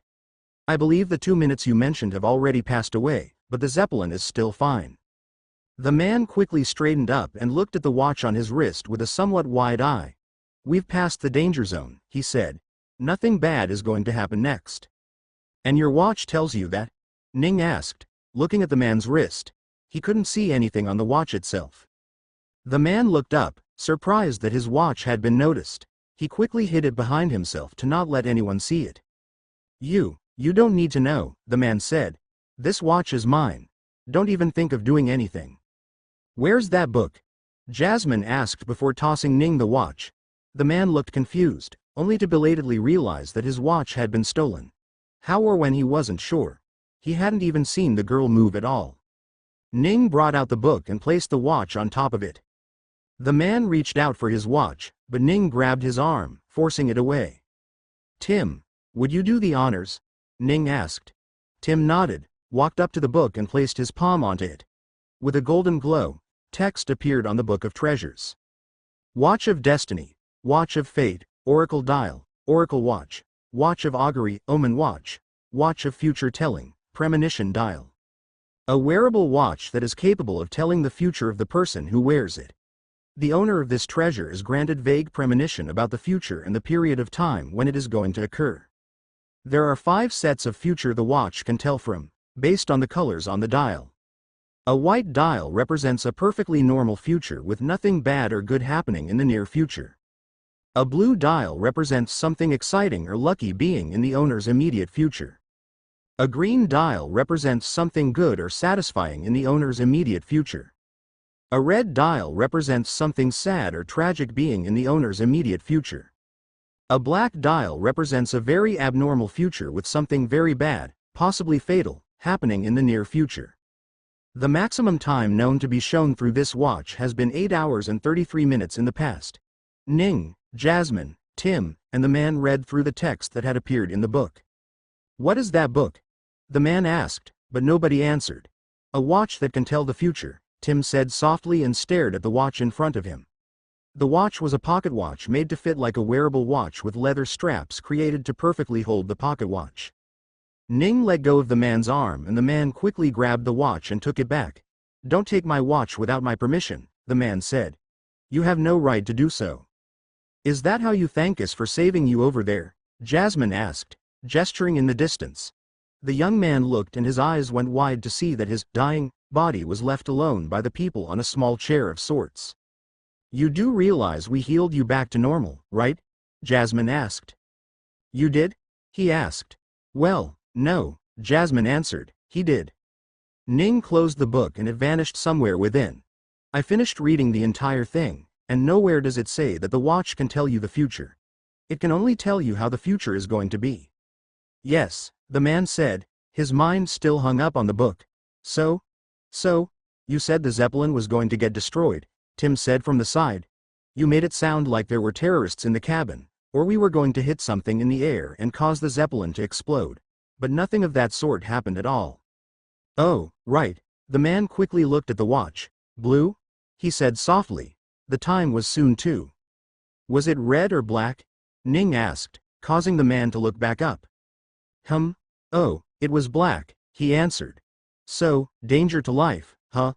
Ning said and chuckled a little. I could swear it was about the Zeppelin. Weird. This is the first time the watch had lied to me, the man said. What do you mean? Tim asked. Just what I said, he answered. It gave me black, but nothing bad happened at all. Jasmine's eyes were wide in shock and Tim didn't know whether to laugh or slap the stupidity out of this man who was nearly a decade older than him. Did you not realize what happened to you? He asked him. You nearly died. Did you know how close to death you were? The man's eyes wandered around as he thought through things and slowly it all clicked together. So that was what the watch meant, he said. Wait, so it was never about the Zeppelin? Why did you think it was about the Zeppelin? Ning asked. Well, before I left, my family kept telling me how dangerous Zeppelins were, so I kinda got terrified into believing something bad was going to happen to it, he said softly.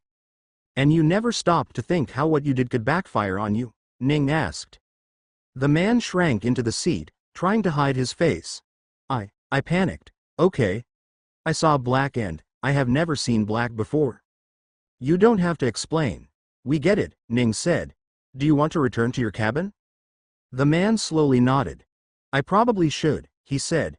He pulled a sleeve on his wrist and showed another wristwatch, only this one actually told time. Ning couldn't help but laugh out loud when he saw that. Tim and Jasmine snickered as well. It was a truly hilarious sight to see someone wear 2 watches on one wrist. The man slowly rolled down his sleeves. I see we still have 5 hours before we arrive, he said and stood up to leave. If you will excuse me, I will go rest now. Tim and Jasmine moved aside to let the man walk away. What's your name? Ning asked just as he was leaving. The man stopped. Tony, he replied. Tony Scarden. Tim's eyes widened suddenly. Dr. Tony Scarden? He asked. From the University of Handsworth? Tony looked at Tim. You know of me? He asked. I do, Tim quickly said. I am Timothy. I'm a student at the University of Tremala. My father follows your work and so do I. Your work in understanding the reason behind the existence of Zuran treasures is truly a wonderful research subject. The man stood with a slightly more prideful look on his face. Well, I can't take all the credit myself. I have a group of people helping me, but still, thank you. Research on Zuran treasures' existence? Ning asked. About how they come to be. What the mist is and such, Tim answered. What is there to learn? Jasmine asked. Zerinus creates these things. Everyone knows that. That's not entirely possible, Tony answered. So, I am seeking real answers. Ning smiled softly. Are you curious? Should I tell you? He asked. Tony looked back. You have the answer? He asked. Ning's smile grew wider. The countdown on Tony's watch ended. Are you a researcher of some sort? Tony asked Ning. No, Ning answered. I just have the answers is all. Tony stepped closer, no longer thinking of going back to the cabin to rest. Tell me, what is going on? What is the real answer that you know? Ning thought for a minute and answered.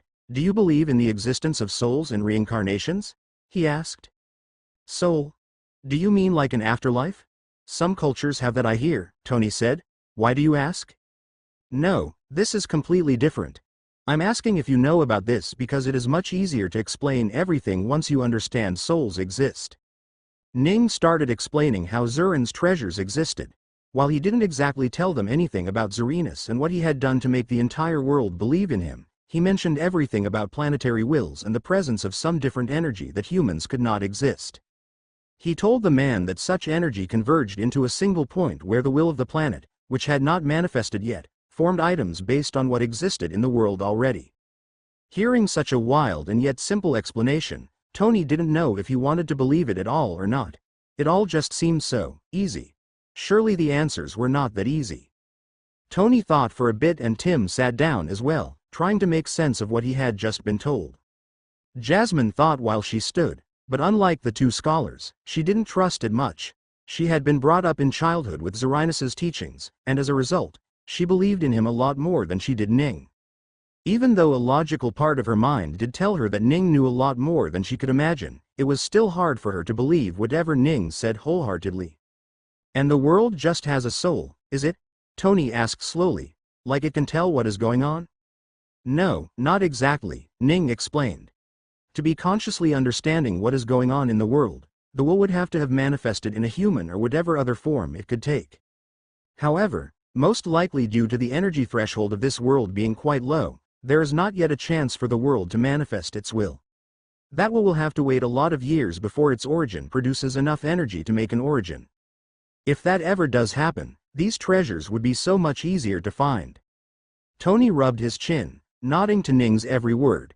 That is a very interesting theory, he said. But there is also little to no proof. In the first place, we have to reach for hypothetical situations such as the existence of souls and the planet being a conscious being and all. It's not a very compelling answer as to why the treasures exist. Ning shrugged. You asked me a question and I answered, he said. You did, Tony said. I won't deny that you haven't given it much thought. In fact, you at least have an answer. I'm still searching for an answer myself. Well, Ning said. That is the answer. Whether you want to believe it or not is up to you, I suppose. That it is, Tony said and stood up. That was a good bit of conversation. If you want to talk more, I would love to grab some drink once we land in Kogonia. I'm afraid that is not possible, Ning said. We're heading straight for Aaron. That sucks, Tony said. I'm heading north too, toward Horus. I have some things to talk about in their newly opened amusement park. Are you going to be there for the famous inventor Zarius? Ning asked. We discussed among ourselves and it didn't feel like we could make it there in time. Zarius, his announcement is on the 22nd, right? Yeah, you won't make it there in time. My discussion is on the 30th, so I have a lot of time to make it there. I see, Ning said. I won't hold you back anymore then. You can go back to your room. Tony nodded and thanked Ning and the rest again. He looked in the distance where people were staring at him somewhat weirdly, and noticed that his fake body had gone missing at some point. Seeing the beaten and bloodied man walk around as though nothing had happened made the people not only confused but slightly worried as well. Some thought of approaching the man, but before they could, Tony walked away from them to his cabin. Even as he did, he looked at his watch once more. The dial had turned to white at some point during the past few minutes, meaning nothing of importance was going to happen for the foreseeable future. However, he could have sworn his watch had glowed blue at some point. Had he somehow been mistaken? Back in the lounge, Jasmine looked at Ning. Were you telling him that stuff about planets and souls just to make stuff up, or do you actually believe that is true? She asked. I don't believe that is true, Ning said. I know that is true.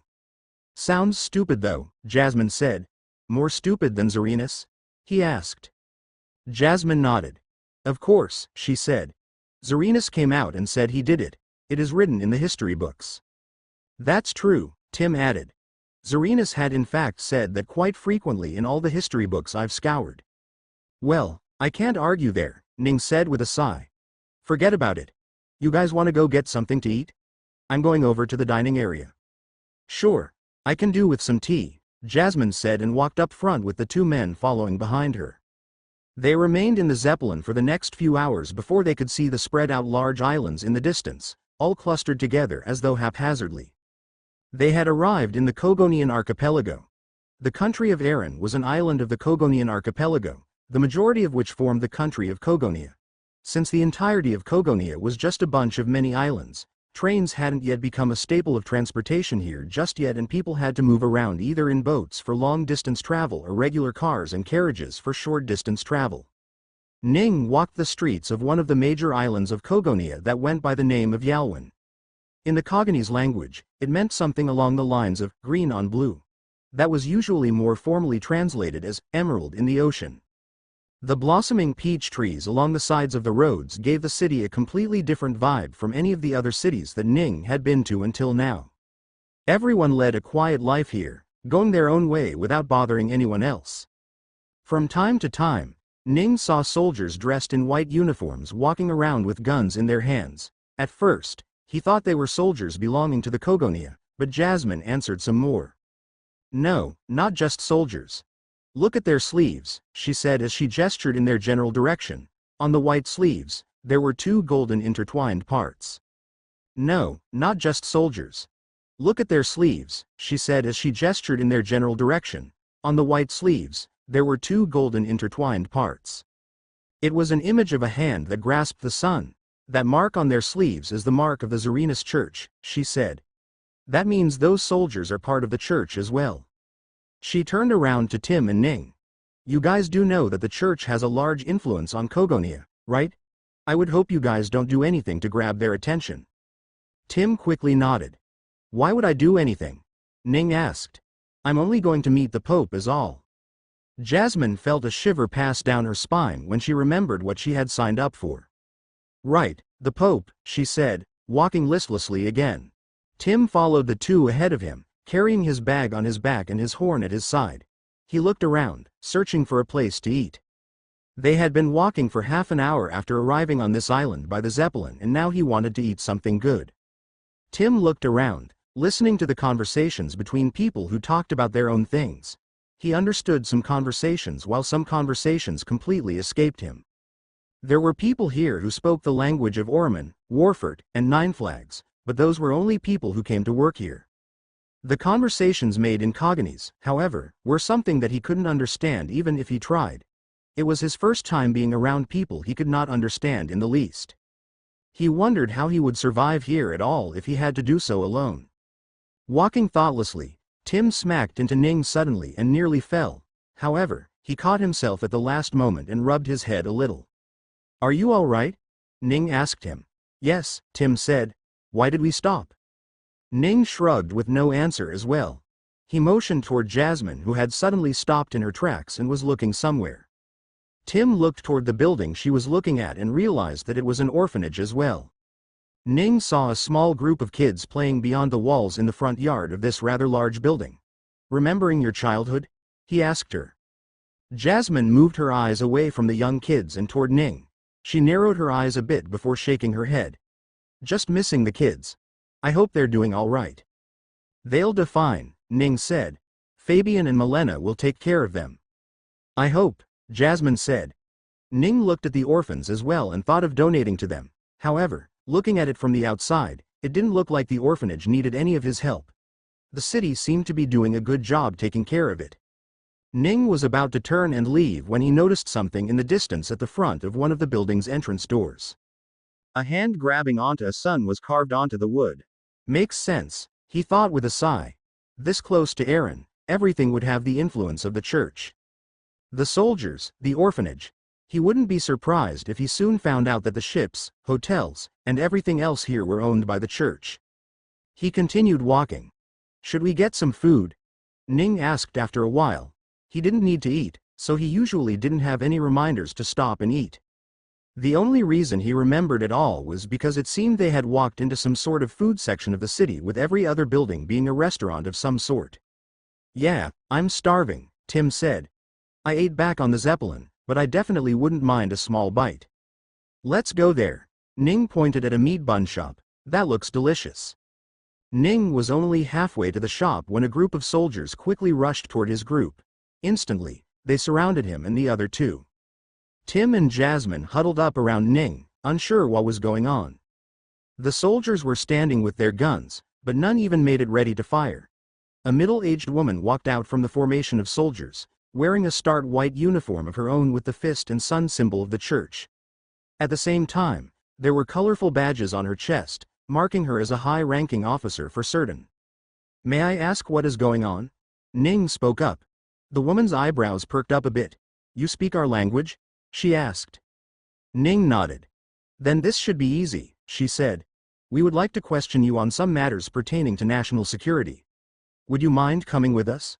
Would it be okay if you waited for us to eat? We just arrived here and are quite hungry," Ning said. "I understand, but I can't accept that. You must come with us, now." Ning and the other two were dragged to a nearby police station where the woman who had taken them made them all wait while she dealt with something in the station. She stood in the distance with her tall physique, long golden brown hair, and an expression that looked down on everyone in the station. The police station was a nicely built, well-lit building with a lot of the police constantly walking around, working. Jasmine and Tim started becoming impatient and worried that they were brought here for something bad. In a foreign country, where they couldn't understand the language, there were many things that could go wrong, and they didn't want any of that. There was a sense of consolation when looking at Ning, as he was a towering pillar of hope and confidence, but even then the situation made one feel nervous. "What is she saying?" Jasmine asked as Look looked in the distance. "Should I go check?" Tim quickly grabbed her hand and furiously shook his head. Jasmine paused for a second and looked at Tim before looking down at her hand. Tim looked down and quickly realized what he was doing. I'm sorry, I didn't mean to." "She's not from this station," Ning answered while the two were distracted. "What?" Both Tim and Jasmine turned around to ask. "She is a big figure in the police but not from this station, so she needs to gain permission to enforce her authority here. Ning answered. She's currently going through the formalities to do so. You can hear what she's saying? Jasmine asked. Yes, Ning answered. She's a big figure. Tim asked. Why does she need permission to use her authority then? Ning looked at Tim. Imagine your father was teaching a history class, but suddenly a more knowledgeable teacher came to his class and started talking over him to teach your father's students. Would your father be happy? He asked. Tim shook his head. Same here, Ning said. Even though she is above the captain of this precinct, she still needs to let the captain know what she is doing, he said. As I said, formalities. I see, Tim said. The group waited for 5 minutes before the woman came back with a few guards and took Ning and the others away to different empty rooms. As they went, Ning gave them simple advice. Tell her everything you know. After that, Ning was taken away to an empty dark room with a single light bulb that glowed above him. The room was small and claustrophobic-inducing with a single table in the center. Ning sat on one table, his hands were tied to manacles on either side of the table. A different person from the woman came to ask him some basic questions. Simple questions such as names and locations were made, and Ning answered them honestly. Maybe a bit too honestly. He had some fun. The man who asked him questions didn't know whether to think he was joking or to think he was insane when he heard that Ning was not of this world and had come from somewhere far away in the stars. The man still continued asking some questions, and slowly the questions led to the events of the Zeppelin. After just 2 questions, Ning realized what was happening. They were asking him questions about Tony, who had apparently immediately left on another ship to the north while the police were still gaining knowledge about the potential terrorist attack at the Zeppelin. And because Tony was gone, the next closest thing they had learned about there had been Tony's associates, the people he had been seen talking to. That was precisely why Ning and the others were brought here. They were being deemed accomplices in a potential plot to take down the Zeppelin. After Ning answered that there were not any accomplices, the man questioning him left for a while. Ning remained in the small, claustrophobic room for a while before the door opened again. The woman who had captured them finally entered. I'm sorry you had to wait for a long time, Mr. Ning, the woman said as she walked in and took the chair. She placed a small file on the table and flipped through it. It appears you refused to answer my underling's questions, the woman said. What do you mean? I answered everything truthfully, Ning said. The woman looked at Ning with a look that said she did not want to play any games before looking down at the files. So tell me, Mr. Ning. What brings you here away from the Morgian Empire? That's a long distance away from home, the woman said. I came in search of someone, Ning answered. And that someone is, the Pope? The woman asked. Maybe, Ning said. Why do you want to meet the Pope? The woman's eyes grew sterner. It says here that you are planning to kill someone. Yes, Ning said. But don't worry, that shouldn't be against your laws. Since the one I'm planning to kill isn't a human, it falls outside of your laws. The woman frowned, trying to make sense of the situation. She had expected to come here and understand more about the potential plot to hurt the Zeppelin, but she had discovered some far greater plot in the mix here. If the person she held was planning to kill the Pope, then that was truly quite the big deal. How do you know of this Tony Skander person? She asked. We met on the Zeppelin. I had the girl save him because he was being beaten to death, Ning answered. The woman looked at her notes. That checked out all around. I'm told you have various Zuran treasures on you that you store somewhere on your body. Would you mind taking them out for me to see? I have no treasures, Ning answered as he leaned on his hand. Mr. Ning, if you want to play games during this interrogation, you are going to find that you will have to spend a lot of time in here before you can be let out. Ning stared at the woman in front of him for a while before giving a small smile. He produced the book of treasures and placed it on the table. The woman looked at the book and quickly realized that was the Zuran treasure she had read both of the other 2 captives talking about. She reached out for it, but Ning quickly took the book and pulled it away from her. This does not belong to you, so please do not touch it, Ning said. You are not allowed to have a treasure on you in the interrogation room. Hand it over, the woman said. Ning took the book and made it vanish again, making the woman jump in surprise. If you say we can't have a treasure here, then I won't. Where did you put it? The woman asked. Away, Ning answered. I just told you that you're not allowed to have it in the interrogation room, she said. And it's not. You're free to search for me if you want to. It is not in this room at all, Ning said. raising his hands to show her that she was free to come search him. The woman gave a quick search only to not find anything at all. It was a surprise to her that something that large could not be found at all. She sat back in her chair, unable to comprehend just what was happening at all. Was some Zuran treasure at play here?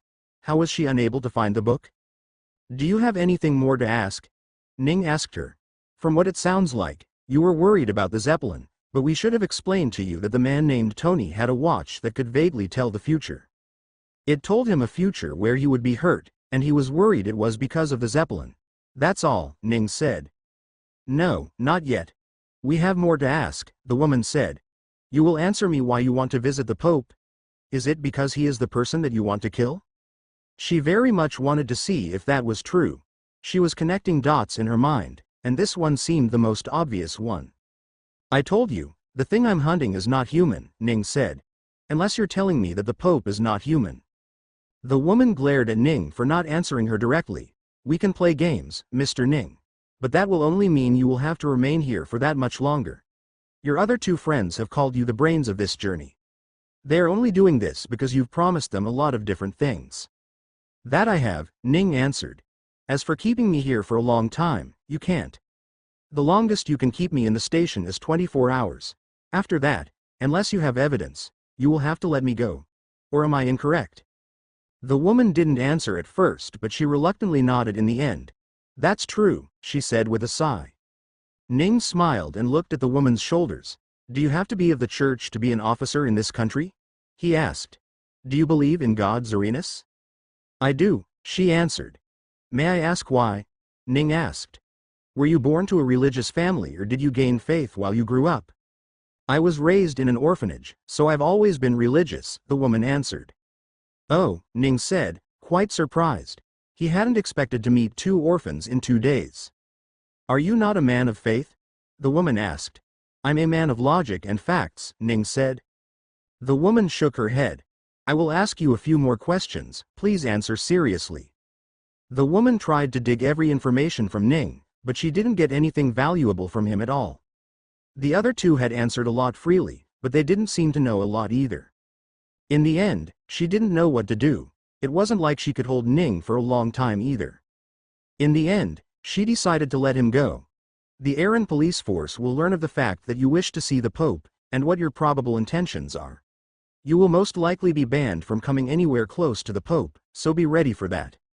Ning narrowed his eyes at the woman. Now why would you do that? He asked. It is my job, the woman said. If going to see the Pope is your intention, you might as well forget about it. No, Ning said. I'll still go look for him. I'm sure I'll see him one way or another. Can't give up on your dreams this quickly, you know. The woman said nothing.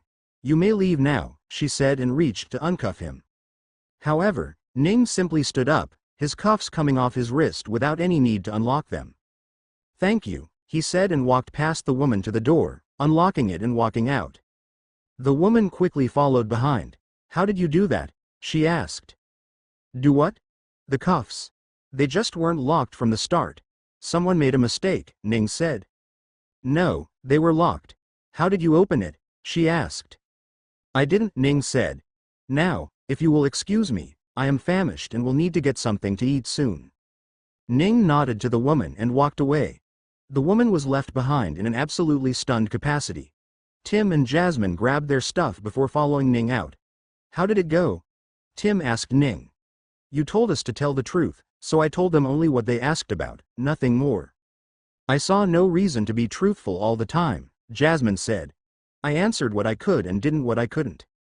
Forget about that, Ning said. Let's go eat. Ning and the other two boarded a large ship on a narrow canal, one that would take them straight to the island of Aaron. They had spent 2 days going through Kogonia and had finally found a straight route to Aaron. Once they boarded the ship, it would take them about half a day of travel to get to the country. It was early morning with the sun barely up the horizon, so by the time they reached the other place, it would be close to evening. I hope we find a place to stay, Jasmine said. I heard that Aaron gets rather packed this time of the year. Jasmine now wore a single earring on top of all of her jewelry, which Ning had gifted her. She wasn't able to figure out where Ning had gotten the thing, but the magnificent earring made it so that she could not only understand all languages but also speak them. Hell, she could read them as well, and she wasn't even that literate to begin with. Jasmine had been so stunned when she first received it that she had left to roam the town they had been in for nearly 6 hours, coming back later that day with the happiest Ning had ever seen her. "Why is it packed?" Tim asked curiously. He too wore an earring on his right ear, one that looked very similar to what Jasmine wore. He looked at her expectantly, waiting for the answer. "The Pope," she said. "There will be many people there waiting to see the Pope come out to the balcony and wave." "Oh." Ning turned to look at her. "Is there some news about the Pope coming out or something?" "No, no such news. Just speculations," Jasmine said. "It is said that the Pope last came out nearly 2 months ago, so it is about time that he comes out again. So, in anticipation, many people are visiting there again. Hotels and taverns must be filled with guests, so we can only hope we find a spot." "I'm sure we will," Ning said. "You guys go on ahead to your rooms. I'll come in a bit." Tim and Jasmine did as they were told and went to where their rooms were for half the day. The rooms wouldn't be anything more than just a single bed in a cramped space, but that was better than nothing. Ning remained out on the deck for a while and watched people slowly board up. As everyone came up, he smiled at someone who boarded as well. Seeing his smile, the person who had come up stared at him with a horrified face. "You decided to come quite close this time," Ning said. "Are you doing this on your own or were you ordered to do so?" The person who had come to stand in front of him was the policewoman who had interrogated him 2 days ago. Ning had thought that he would be free of her, but she had followed him around for the past 2 days. And now, here she was in the same ship as him, going to the same country. The woman was speechless for a few seconds, before finally finding something to say. "I'm here to keep watch on you," she said. "Are you sure you should be admitting that so openly?" Ning asked. "If you're here to see if I'll do something bad, won't this make me hesitant to do it in front of you?" "That's better than waiting for you to do something bad," she said. "Better to prevent whatever you will do entirely than have others suffer because of it." Ning smiled a little. "You seem to be entirely under the assumption that I am here to do something bad," he said. "I'm not sure just yet, that is why I'm following you," she said. "I reported you and your possible activities to my superior and I was ordered to keep an eye on you. Seeing that you had bought tickets to Erin, I'm to follow you as well." "Be my guest," Ning said, shrugging a little. "If we are to see each other again, then would it be all right if I got your name?" "Captain Tanaya," she answered. "Miss Tanaya, you surely know my name by heart now," Ning said and presented his hand for a shake. "Pleasure to have your acquaintance." Ning left the woman to go back to his room, but he knew this wouldn't be the last time he saw her. The ship left the harbor in the narrow canal and went out into the twisting and turning waterways of the Kogonian archipelago. In some places the path was narrow, and in some places so wide that it made one believe they had left to the open sea. In the end, they were always within the archipelago.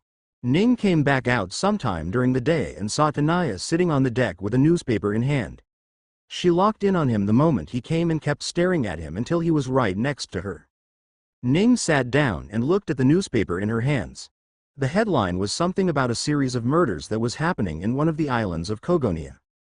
From what the article said, the murders were happening for the past 2 months and no one had been able to find the murderer just yet. "You want my help with that?" Ning pointed to the article.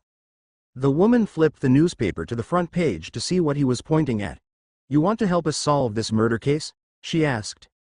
"No," Ning said. "I want to just give you the name of the murderer and tell you where he is. Solve the murder yourself." The woman frowned. "Do you know him?" she asked. "Not in the way you're hoping," Ning said. "His name is Braval Castaro. A man who left Warfort after nearly being found by Warfort's police force. And the place he's currently in," Ning's eyes widened slightly. "What a coincidence, he's in Erin." "What? What do you mean he's in Erin?" Tanaya quickly pulled out a notebook and started writing in it immediately. "What did you say his name was? Bravacastro?" "Braval Castaro," Ning replied. "From Warfort. Although, he was originally born in Nine Flags and had to move to Warfort because of the war there." "How do you know that?" Tanaya asked after she was done writing. "You're saying you're not an accomplice?" "I've never even heard of the dude before this," Ning said. "I only just decided to help because you seem to think I'm not capable of that." Tanaya looked at what she had written and frowned a little. I find it hard to believe that you just simply know this. Tell me, where did you get this information? Where? Nowhere, Ning said. I just know this. That girl with you, Jasmine. She was from Warfort. Is she acquainted with this person? Tanaya asked. Or is it that scholar? None, Ning said.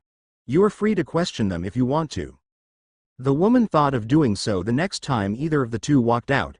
As time went on, they got closer and closer to Erin until around 4 in the evening when it was announced that they had in fact crossed the sea border of Erin and were just an hour away from the theocratic city.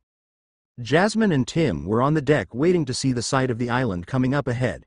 They had heard so much about Erin, so they couldn't wait to see it with their own eyes. As they got closer, they saw the sight of a large shipyard, beyond which lay a mountain full of cascading white buildings with scintillating metal domes on their roof.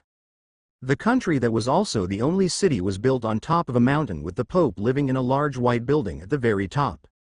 Everyone stared at the place in awe. Jasmine got out of her stupor a few seconds later and looked at her watch. Wait, why is it so bright at 5 p.m.? She asked. We're an hour away from where we left, Tim explained. So the time here is an hour late. Oh, right, Jasmine said softly. Are any of you going to tell me exactly how you gained the information about Braval? Please. This man is a mass murderer, Tanaya asked from behind the group. Jasmine turned around with a feisty look on her face. Listen here, lady. I told you already that I have no idea. Stop trying to bother me so much, she said and turned back around. Sorry, but we truly don't know what you're asking us about, Tim said. If Sir Ning told you something, then only he would know. The woman frowned and looked at Ning, who simply shrugged. Aren't you here to keep an eye on us? Ning asked her. Should you be diverting your attention to others? Tanaya sighed in the end. She would just give the information she had to the local authorities and see what they could do with it. She had no other choice as she had come here to keep an eye on Ning and the others. The ship found its way to the shipyard where it docked and the passengers started walking down. Ning walked down with the two and took a deep breath of the fresh air in the shipyard. Somehow, this was the first time he had stepped down a ship and hadn't smelled the horrible smell of fish on the street. The country of Erin truly was an incredible place just for that. Let's go find a place to stay, Ning said and turned around. Where will you be staying? As they were waiting, a group of men walked out of the restaurant, wearing brilliant white suits with the holy symbol of Zarinus etched onto their chests. 1051 Tanaya froze and looked at them. This is wrong. I shouldn't be talking to any of you, she said. Go about your regular life. Don't concern yourself with me. Then she walked away. Weird woman, Jasmine said. Do the police act like that? Are they supposed to follow people they think are bad for another country? Tim asked. Who knows? Jasmine said. I always made sure not to deal with that crowd. Do you no good to get noticed by the police in my line of business? Let us go find a place to stay for the night, Ning said and made their way through the city. They quickly came to understand that the island of Erin was divided into 5 levels. The higher the level you went the better the status there was but also the more expensive it was. Ning wanted to go to at least level 3, but it appeared that everything up there was already either booked or had people living in it. At least, he managed to find a building with 2 free rooms on level 4. After finding a place to stay, Ning wanted to go out to eat during the night, but it turned out that was nearly impossible too in this place. Restaurants had to either be booked beforehand or one had to wait hours to get into one. Ning and the other two simply didn't know what to do at that point. We've come here already, so let's just wait, Jasmine said. The other places would be the same. Ning agreed and stood by the door with the other two. There were a few people gathered there the same way as them, so they would have to be there for a while. As they were waiting, a group of men walked out of the restaurant, wearing brilliant white suits with the holy symbol of Zarinus etched onto their chests. They were only a step away when one of them stopped and turned to look at Ning and the others. He slowly walked toward them and quickly took a small bow in front of Jasmine. Fair maiden, would you be so kind to tell me your name? He asked. Jasmine was surprised and panicked a little. It's Jasmine, she said. Who are you? Miss Jasmine. I am Gallimore Maris, 3rd son of Cardinal Farses, a paladin of the Holy Church of Zarinus, the young man started speaking. The young man was seemingly in his late 20s, with short golden hair parted at an angle, his fair face almost chiseled, with a sword hanging by the side of his waist. Jasmine looked flustered at the man's sudden introduction. He threw in words there that she knew a little about, but not enough to know the significance of. Cardinals, from what she knew, were second only to the Pope. With only 3 people being cardinals at once, this young man would be someone of a lot of influence in the church. Of course, she didn't know if he really was the son of a cardinal or not just yet. For all she knew, anyone under someone in the church could be a son. They did call priests and such fathers and whatnot. Ning was quite curious as well. He had bothered to learn a bit more about the church in his preparation before coming here. The Pope Lucius Gardnerwald III was who Ning had expected to be Serenus if anyone was it. But he also couldn't discount the fact that it could be someone under the Pope, influencing his every move. As a result, he had learned about the cardinals and archbishops too. There were 3 cardinals in total and 10 archbishops, with many bishops and priests throughout the entire world. Farces Maris was one of the cardinals as well. This meant that the young man before them, Gallimore Maris, had to be the actual son of a cardinal. Jasmine gave a slight bow. "It is my pleasure to meet a holy knight of the church, Sir Gallimore," she quickly said. "Can I be of some help to you?" "There's no need for anything, miss," he said slowly. "I was simply drawn by your beauty. If you wouldn't mind, I would love to talk with you over a cup of tea." "Oh." Jasmine turned around to look at Ning. "Are these your friends?" Gallimore asked, looking back at Ning and Tim. He didn't give more than a single glance toward Tim, but toward Ning. His eyes narrowed and stopped. "May I know your name, friend?" he asked. "You may call me Ning." "Where is Sir Ning from?" the young man asked. "Far away," Ning replied with a small smile. "Is there a reason why you are asking me this?" "Not particularly," the young man said, but he found it hard to draw his attention away from Ning. "It is just that I have seen many people in my life. A lot of them are paladins and holy knights for the church. As a result, I've come to recognize someone who can hold his own in a battle. And you, Sir Ning, look like you can do more than just that." Ning gave a wide grin. "I do indeed know a little about fighting," he said. "If you wish to test me on it, I would be glad to give you some lessons." "Gallimore? What is going on?" one of the man's friends approached. "A problem?" another one asked. Their hands reached for their sword, but they didn't draw it, simply holding it. "No, I was just talking with this gentleman here," Gallimore said and turned back to Ning. "Your offer is appreciated, but I must decline." He turned toward Jasmine. "Have you made your decision, miss?" he asked.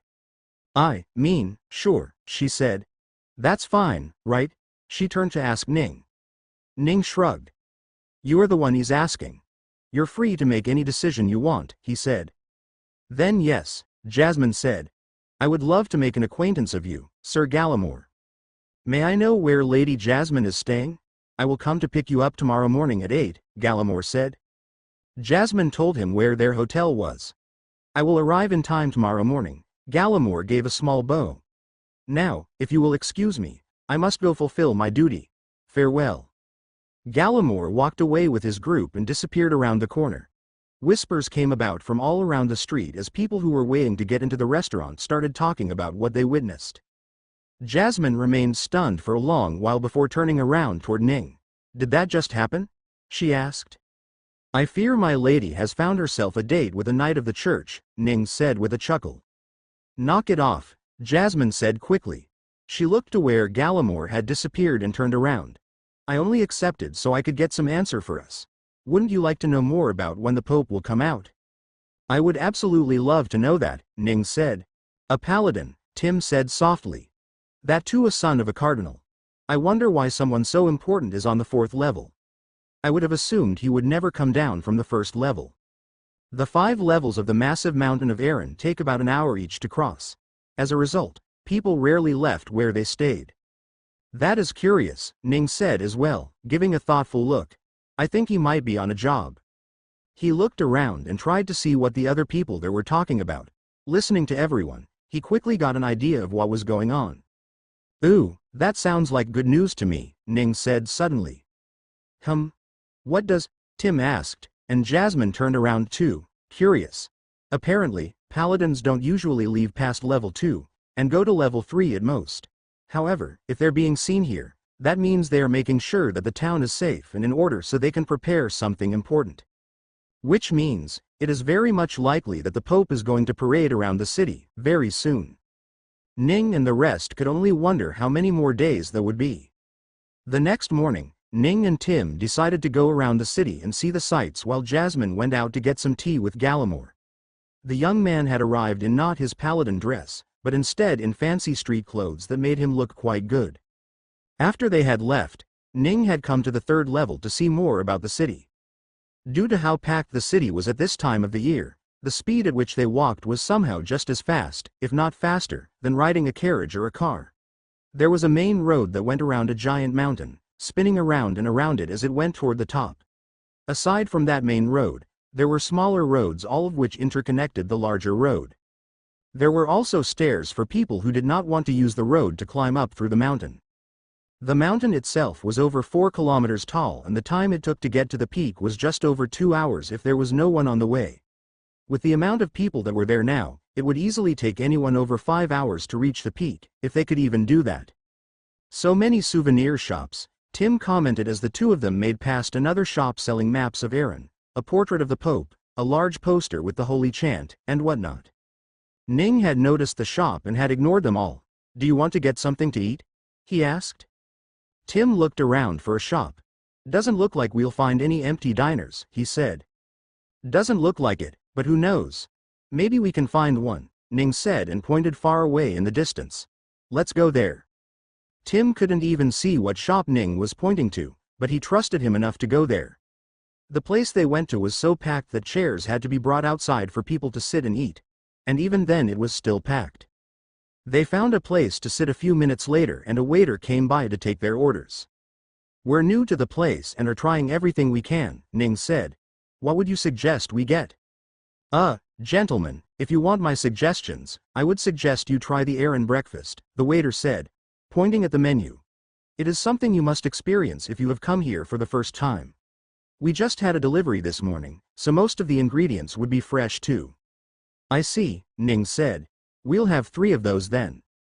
"As you," the waiter paused for a moment, wondering if he mistook something. "Did you say 3?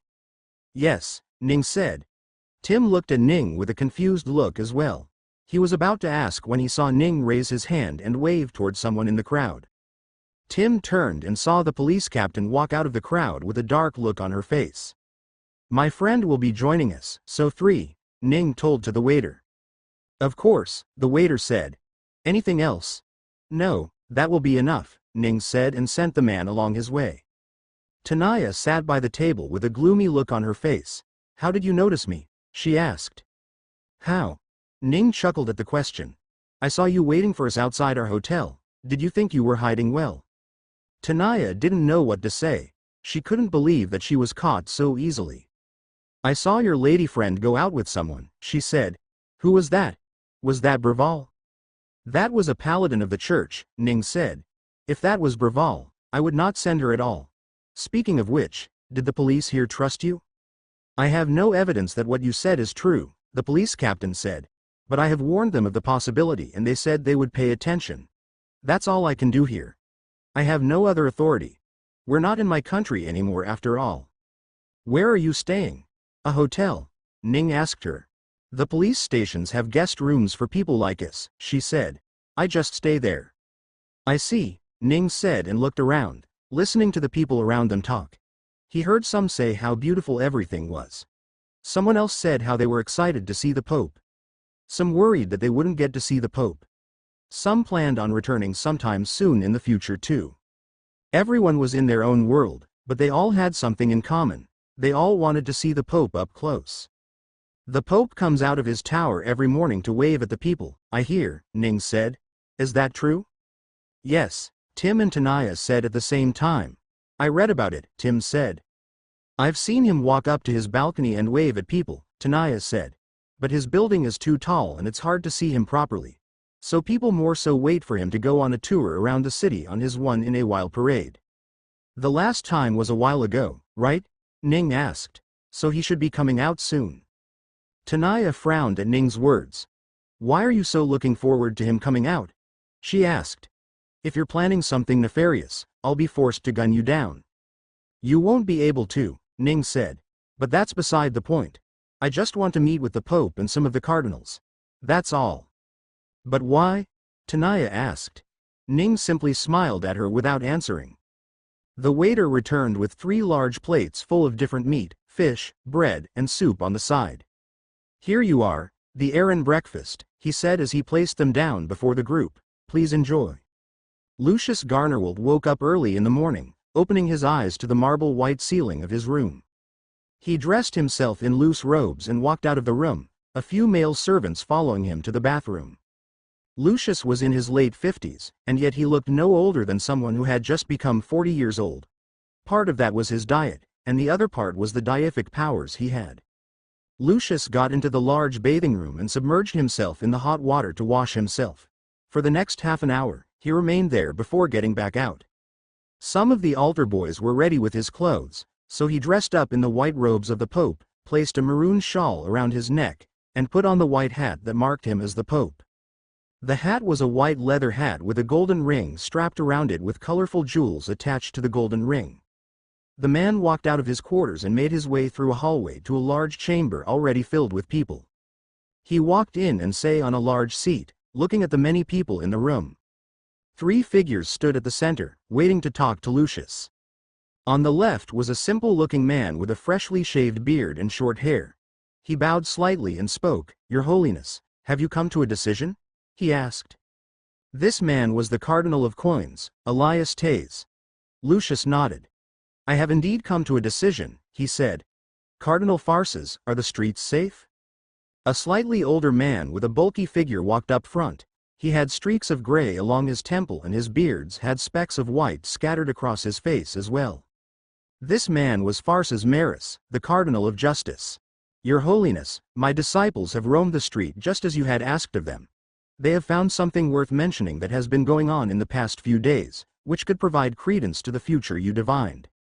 Lucius slowly nodded, his hand instinctively reaching for the gold on his hat, but he stopped and pulled it back down. "A death stands in the future," he said slowly. "We must be certain that it is not our death that we seek. What news do the paladins have?" "There are 2 pieces of news of note," Cardinal Farces spoke. "First, there has been a mention of a potentially dangerous man who wishes to meet you for some reason. It has been hard to determine whether his intentions are nefarious or not. All that can be said as of yet is that the man seems to be on some sort of mission. Should we try and ask him directly what it is that he wants?" The Pope thought for a bit. "And how did you get this information? There should be many people wishing to meet me. Why single this one out?" "I do not know why the information I was given included this man's details. I too thought that he was a bit mundane to be included in this. However, he was, and it is said that he and his companions hold some divine treasures, which makes them quite the special group." The Pope said nothing at first and simply nodded. "What about the second piece of news?" he asked. The Cardinal of Justice looked down on his note and hesitated a bit.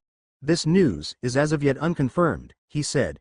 "But there is a chance that a well-known serial killer has come to the city as well, and might be planning something." Gasps rose around the room and quickly quietened as the 3rd cardinal turned around to give them all a look. It was a tall man with a long scar along the right side of his face, going from the side of his ears down across the side of his lips, stopping right before the chin. He was Marcus Boreal, the Cardinal of Life. "A serial killer? Then the streets must not be safe," the Pope said, "for me to make my parade." "I'm afraid not," Cardinal Farces said. "But we're working hard to confirm the truth on both ends." The information came from a captain from Kogonia, who came here to keep an eye on the first individual. "Both? So this captain gave the information about the serial killer as well?" the Pope asked. "Yes," Farces nodded. The Pope turned to look at Cardinal Marcus. "Would you mind finding out more of what this captain knows?" he asked. The scar-faced man narrowed his eyes a little as he looked at the Pope. "How desperately do you want to find out?" he asked. "Don't let the captain feel unwelcome," the Pope said and turned back to the 1st cardinal. "It seems you won't be needing my answer for some time soon," he said. The Cardinal of Coins bowed slightly. "We will delay your parade until this immediate problem has been dealt with. Your Holiness can count on us to deal with it quickly." "I always count on all of you," the Pope said with a small smile. "So, is there anything else that I should know about?" The three cardinals and many archbishops had various other smaller and less important news that they started announcing to the hall. This news wasn't just for the Pope to hear, but everyone else as well. Everyone above the level of bishop was free to give their thoughts on the matter as well. The passing of news took nearly 3 hours in total before they came to a stop. The meeting is adjourned. Let us all meet here again tomorrow, the Pope said. Praise Zerinus. Praise Zeurinus. A symphony of chants rose from the hall as everyone prayed to their god, Zerinus. The Pope gave a small nod and walked away, going back to his own room now that his job for the day was over.